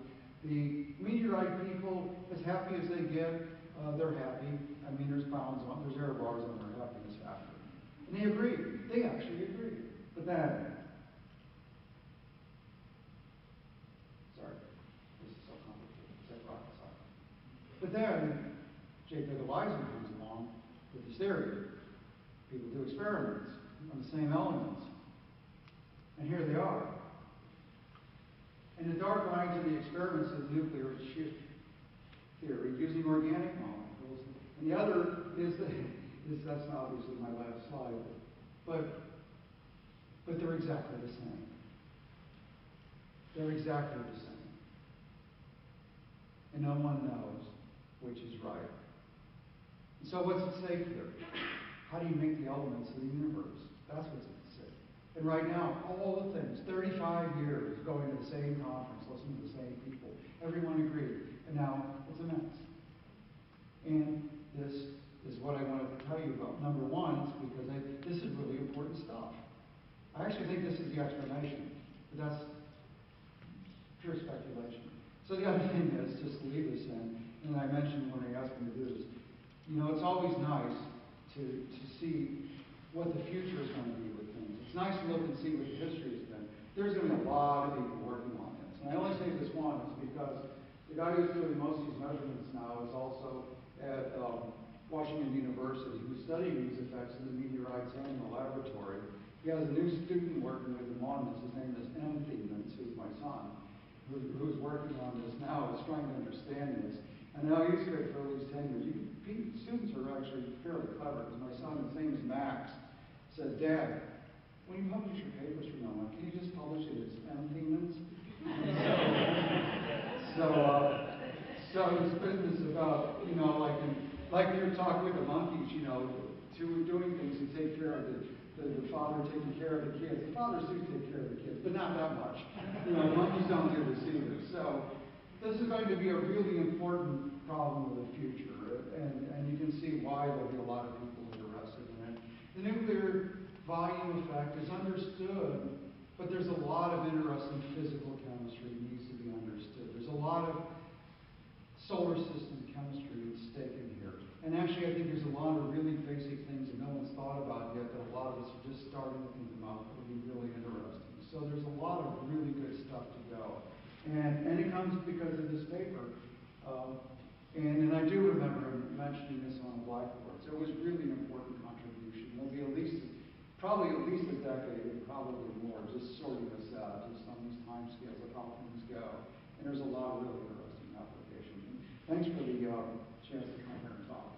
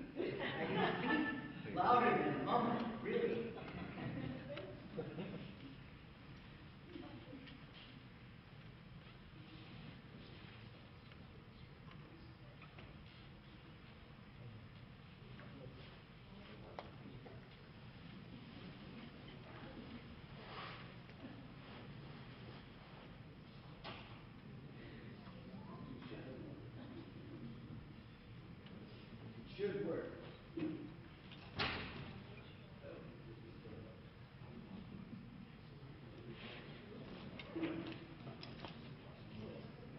I don't know about that.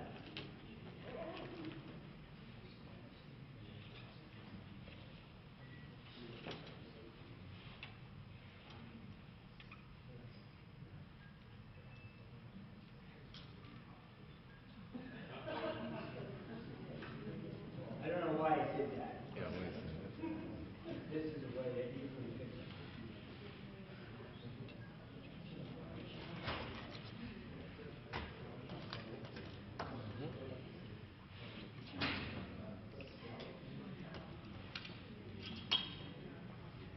So far, so good.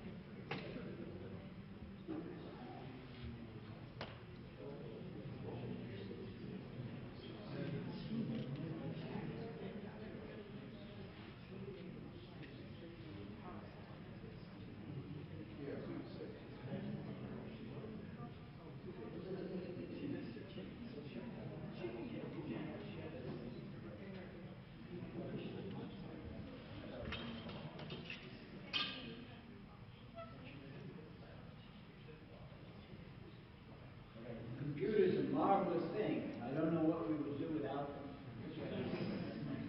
But we might find that out.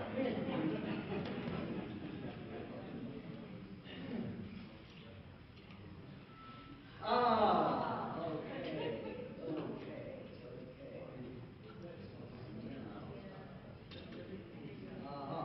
Wash on.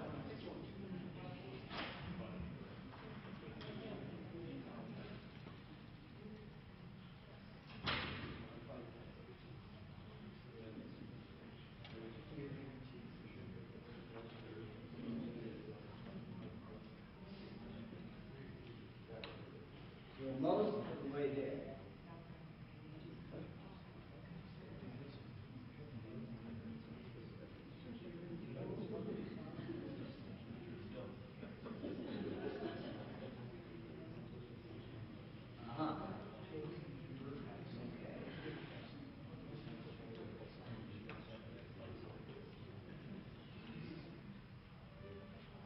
This is where I wanted to be. I would first like to thank the BigelheisenSBU family for having this symposium and for inviting me to be part of it. One thing that pleases many people, including scientists, is to know and interact with great people. And I've been lucky. My PhD advisor at Harvard was R.B. Woodward, and I will tell you, I believe that he was the greatest organic chemist of the 20th century. When I started teaching at Yale, two of my colleagues were Lars Ansager and Jack Kirkwood, who I would say are two of the greatest theoretical chemists of our time. I was lucky to interact with both of them, and I have publications with both of them that I'm very proud of. But another very great scientist who I was delighted to interact with was Jacob Bigelheisen. I first met Jake at a Gordon conference probably 40 years ago, and every time I went to another conference, I would always look forward to seeing Jake again, because it was such a pleasure, and I learned so much. And he went to almost every single Gordon conference until finally, in the last few years, he just was not well enough to come. As you were told, he was the originator of this Gordon conference,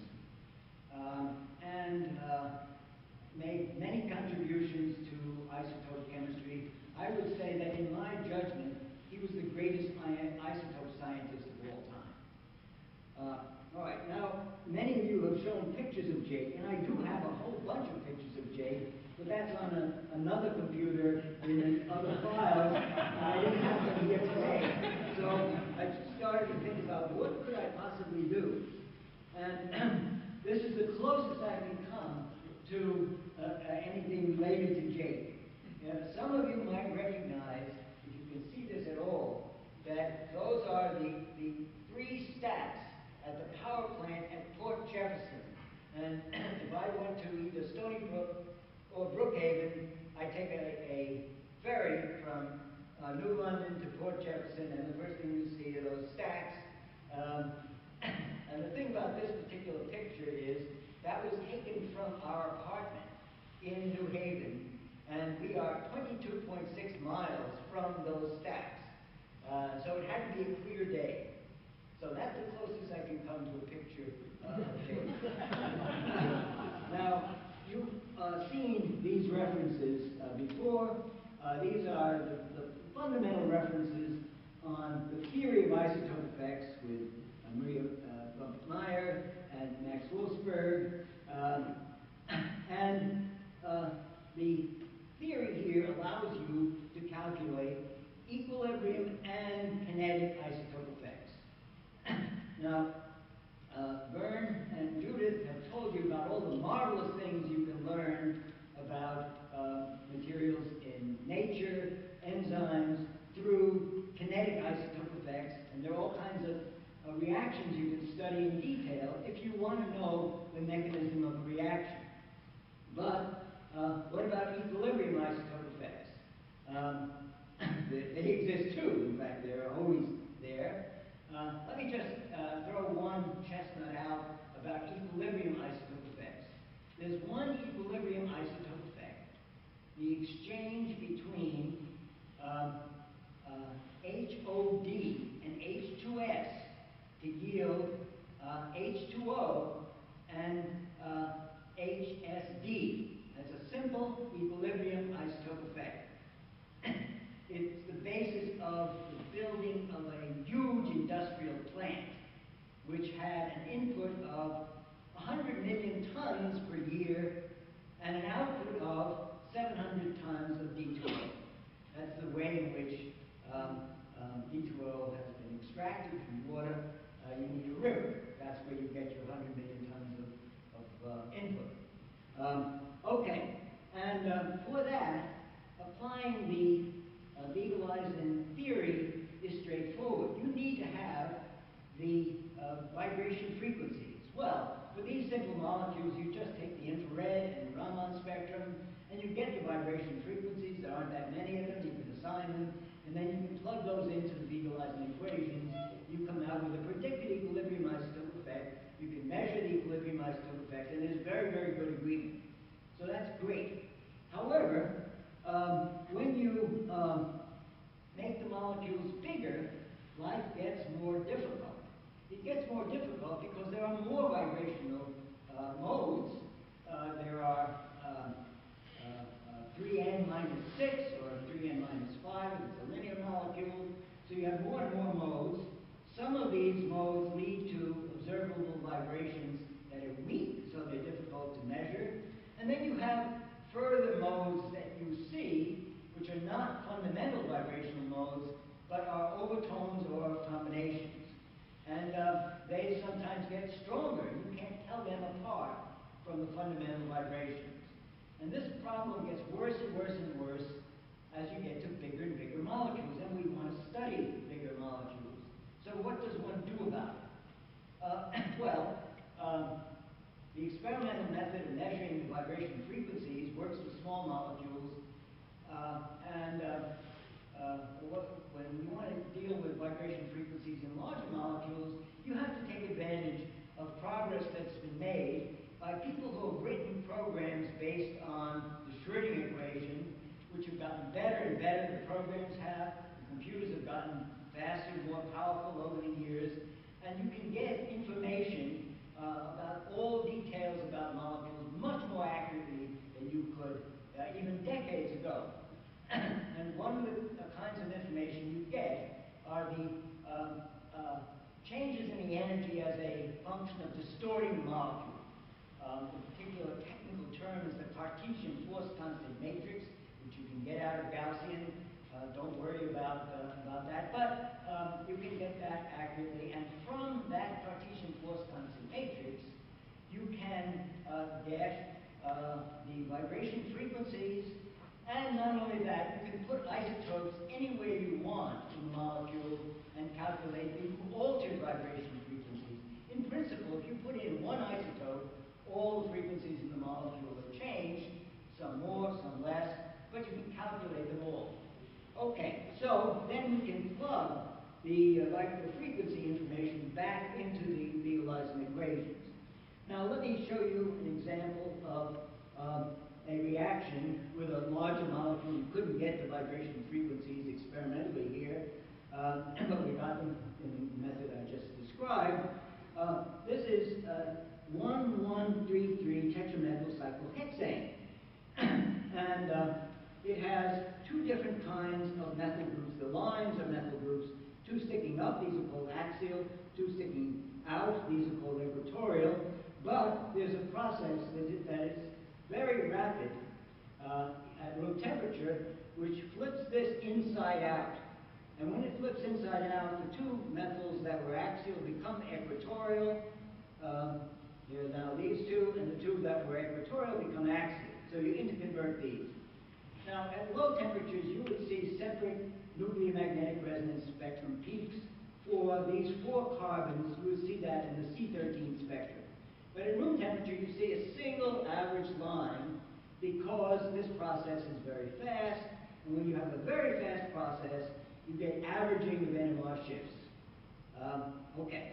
Now, these two structures are exactly the same, so the equilibrium constant between these is 1. But if you now substitute one methyl with a trideuromethyl, now the trideuromethyl could be either axial or equatorial, and these are not the same. Away from the deuterium, they're split, and you can measure that splitting accurately. This was done in collaboration with Frank and Nett. And here's the paper with Annette and 2 graduate students. And from that splitting, and some algebra that I'm not going to go through, you can get an accurate value for the equilibrium isotope effect. That is the isotope effect favoring the structure where the deuterated methyl is axial over the equatorial methyl. It's only 4%. However, you can measure it, we believe, to plus or minus 0.001. And this was done at one temperature, 17 degrees. Okay? All right, so that was done in 1980. At that time, we had no way of calculating that isotope effect. But more recently than that, I published a paper with Max Wolfsberg and Frank Annette and Alba Pagno, who was a postdoctor with me, on applying the methodology I just described to you. You use Gaussian to optimize the structure, and then you get the Cartesian force constant matrix from Gaussian. Okay, this is the structure you get. There's only one minimum on the energy surface, so it's perfectly straightforward. There's no ambiguity about getting this structure. And what you can see in this structure is that the bonds between the ring carbons and the methyls splay apart. If there were no strain and they were ideal tetrahedral angles, they would be parallel. And they're not parallel, they are pushed apart. And this is a top view of the same molecule. There are the 2 methyl groups. And you see that, in fact, this splaying apart is really due to 2 particular hydrogens, these 2 being close together. And you see, that's the interaction that counts. The others really don't make much difference. But those hydrogens would be 2 angstroms apart. That's in the region where we know they would repel one another. That distorts the molecule and leads to the equilibrium isotope effect. All right, so you get the Cartesian force constant matrix, you plug the frequencies into the Beagle-Eisen equations, and you get theoretical values for this isotope effect. What do you get? Well, we did this at several different levels of quantum mechanical calculation. Don't worry about what these symbols are. These are just 6 different levels going from fairly good to better to better to better. And we get predicted equilibrium isotope effects for a different one for each level of calculation. And the experimental temperature is around 290 K. We just did it at 300 K to show that it's dependent on temperature. Okay? Now here was the experimental effect. If you look at just the bottom 2 calculations, which would have been predicted to be the best levels, these 2 are the best levels of calculation, you see that the calculated isotope effects at the experimental temperature almost exactly agree with the experimental value. That's great. All kinds of things could have gone wrong with that. Maybe we could have made a mistake in measuring the temperature, or we could have done something wrong experimentally. And there are even more different ways in which the theory might have failed. We have to make a number of assumptions in using this theory. Basic assumption everyone always makes because you don't know how to do a calculation without it, the Born-Oppenheimer approximation. And then even in the Bigelheisen theoretical equations, which we refer to, there are assumptions. There's the rigid rotor approximation. Don't ask me to explain that in detail, but that's made. And we use a model assuming that the vibrations are harmonic, that is, they follow a parabola. We know that isn't quite right. They shouldn't follow a parabola. They are harmonic. Does that make a difference? And so, all right, here's a case where there's agreement. Could have been disagreement, there is agreement. But it's only one case, and it's only at one temperature. But I'd like to show you just a couple of other cases where the same kind of procedure has been applied. This is a study published 10 years ago by Frank Annette and 2 of his students on conformational equilibrium isotope effects in 135 cyclohexatriene D7. Okay, what does that molecule look like? It's a 7-membered ring with 3 double bonds. And it was known from other work that it was non-planar. One group, the CH2 group, that's the one we're concerned about, is out of the plane, the general plane of the other atoms. And you see there's one hydrogen that's more or less axial, and the other is more or less equatorial. So, okay, you can play the same kind of game that we played in the cyclohexane case. Oh, one more thing about this that's important. It was also known ahead of time that this molecule turns inside out. The barrier has been measured. It's only 5 kilocalories. So it's doing that very rapidly. That averages the peak, and this time it's a proton peak, for those 2 hydrogens. The 2 hydrogens on the CH2 group give you a single sharp average peak. But what can we do about that? Well, we can perturb it. We can break the degeneracy by putting in 1 deuterium. And that's just what these people did. They put in 1 deuterium, and the deuterium could be axial, but if you turn it inside out now, the deuterium is equatorial. So those 2 structures, the last 2 I showed, with 1H and 1D, are no longer exactly the same. And so one of them is favored. In fact, this is the one that's favored. It's favored that deuterium is equatorial rather than axial. Okay, great. But what they did was to measure the equilibrium constant at 13 different temperatures over a very wide range, over 120 degrees, and over more than a factor of 2 in absolute temperature. That's extraordinary. There are not too many things you can measure over that range. So they got experimental equilibrium isotope effects for this interchange of an H and a D over that range. Okay, just a little while ago, I found this paper, and I did the calculations. The calculations didn't take all that long, and let me just show you what the calculated results are compared with the experimental. All right, here are the temperatures, here are the experimental results.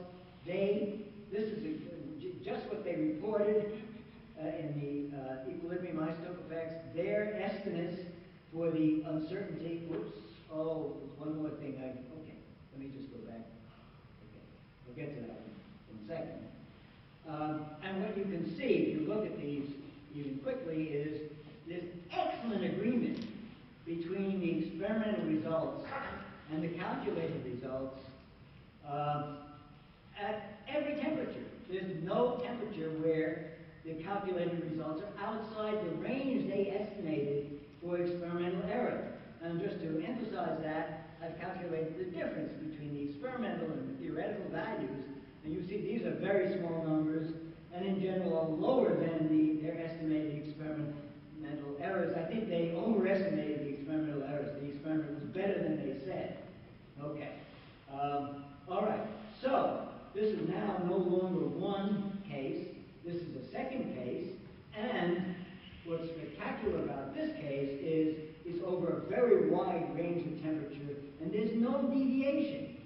No approximations have been made in this. You just put that structure in, optimize, you get the Cartesian force constant matrix, you use the program that Max Wolfsberg and I wrote, and you get these results. All right. One more case. This is a molecule known to be in equilibrium with cyclohexatriene, heptatriene. You just form a three-member ring by bringing two atoms together. This is called nortaridiene, and people have known about this for a while. There's only a small amount of it in equilibrium, and no experiments have been done on the equilibrium isotope effect. So, but we can still do the calculation. That's a piece of cake. Same calculation, exactly the same calculation. And what does it show? Well, first of all, you put in a deuterium that could be here, or if it opened up the cyclohexatriene, inverted, and closed again, then that deuterium is on the other side. Oops. Yeah, okay. All right. This is the favorite one. I don't have a slide on the other position. So it's just opposite to where it was in the cyclohexatriene. You may ask me, why is that? And the only answer I give, which will satisfy very few people I know by experience, is, look, this guy Schrödinger went up to the top of Mount Sinai, came down, a mountain in Switzerland, not Mount Sinai, came down with the Schrödinger equation.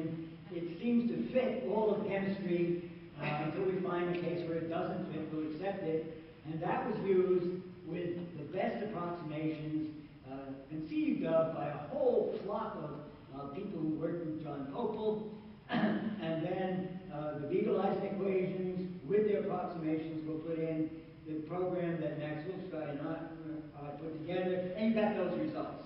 So that's the best explanation of why that I can give you, and probably you're not going to be satisfied by that, but that's all I can do, because I don't know why. And I certainly don't know why the isotope effect reverses in this case. All right. So the situation is this. We have a method that seems to work in several cases. Oh, one more case I want to show you. This is the Cope rearrangement. And the simplest Cope rearrangement is this molecule, which is 1,5-hexadiene. And when it rearranges, you break this bond, you form a bond, of course, here. And once more, the product is chemically the same as the starting material. And so you know what one can do about this. First of all, you have to be able to detect that this reaction occurs. And you do that by putting in isotopes. And that was done by a group in Zagreb led by Denis Sumko 40 years ago. And okay, so here's the way the molecule would want to orient. It doesn't have to be curled up. This is the lowest energy structure I could find. And what the Zagreb people did is they put 4 deuteriums in. They labeled the ends of the double bonds with deuterium. And then they independently made the molecule where the 4 deuteriums are on the CH2 groups. They made both of those molecules.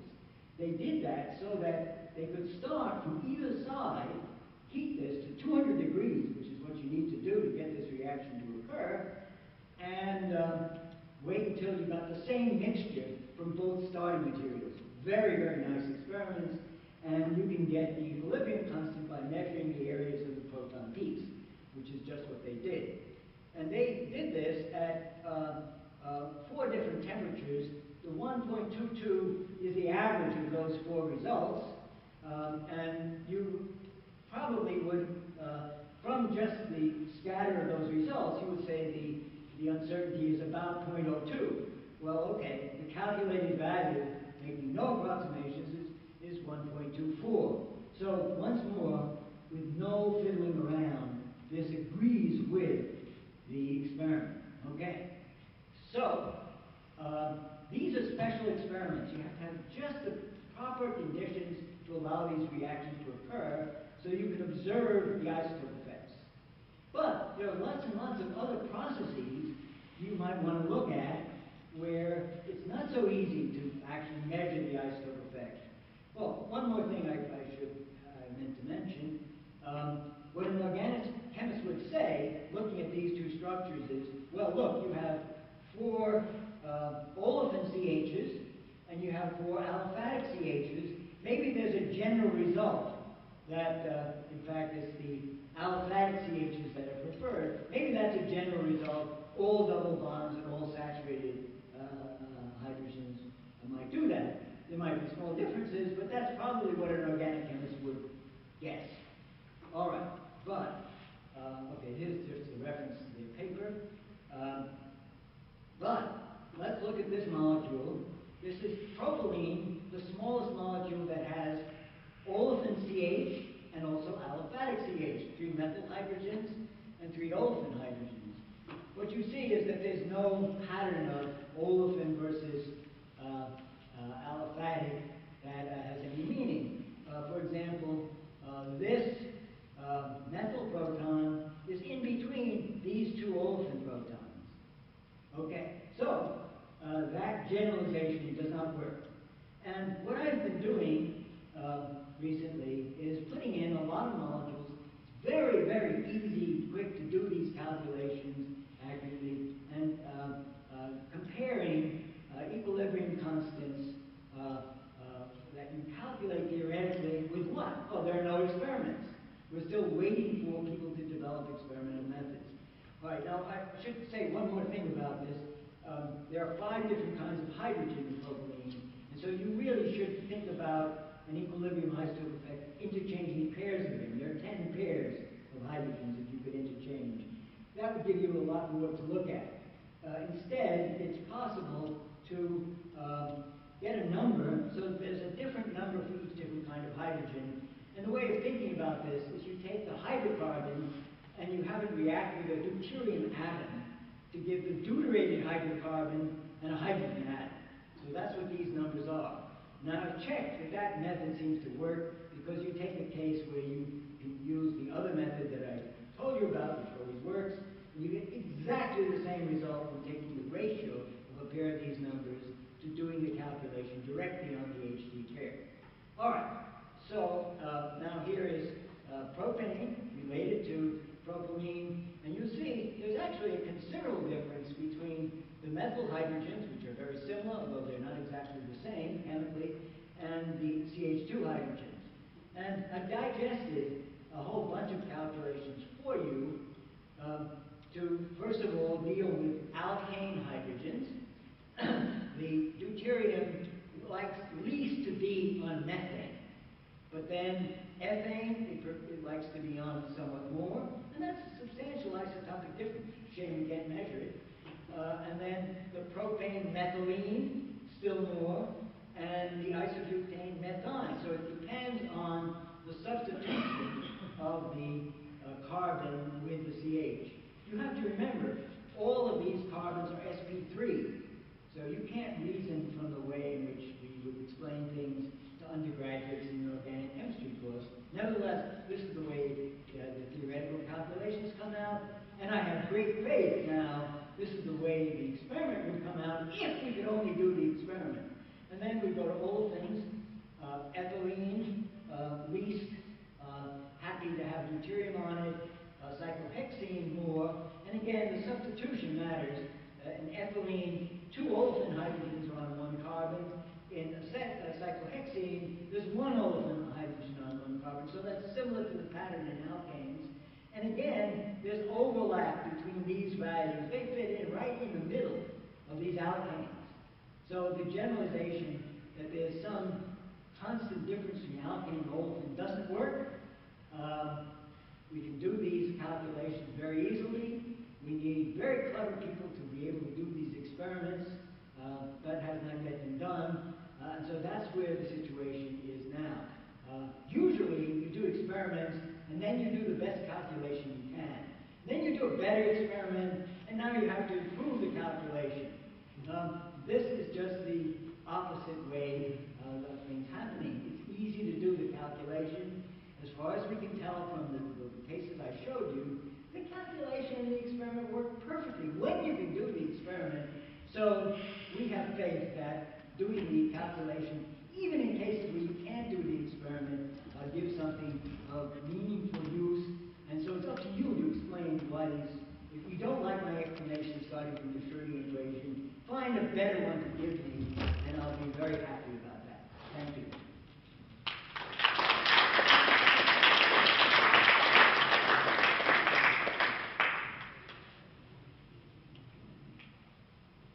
All right. Now, I don't know what happens after this. Thank you. Thank you. I want to thank our speakers. I want to thank Alec Van Hook for helping me to organize this. Also Takeshita, who provided me with some very valuable advice. And I want to thank all of you for coming and being with us today. Let me repeat my invitation to dinner this evening at 6:30 at the Moon Bay restaurant in this hotel. I lament we're not able to treat you to dinner, but we really enjoy your company. So thank you very much once again.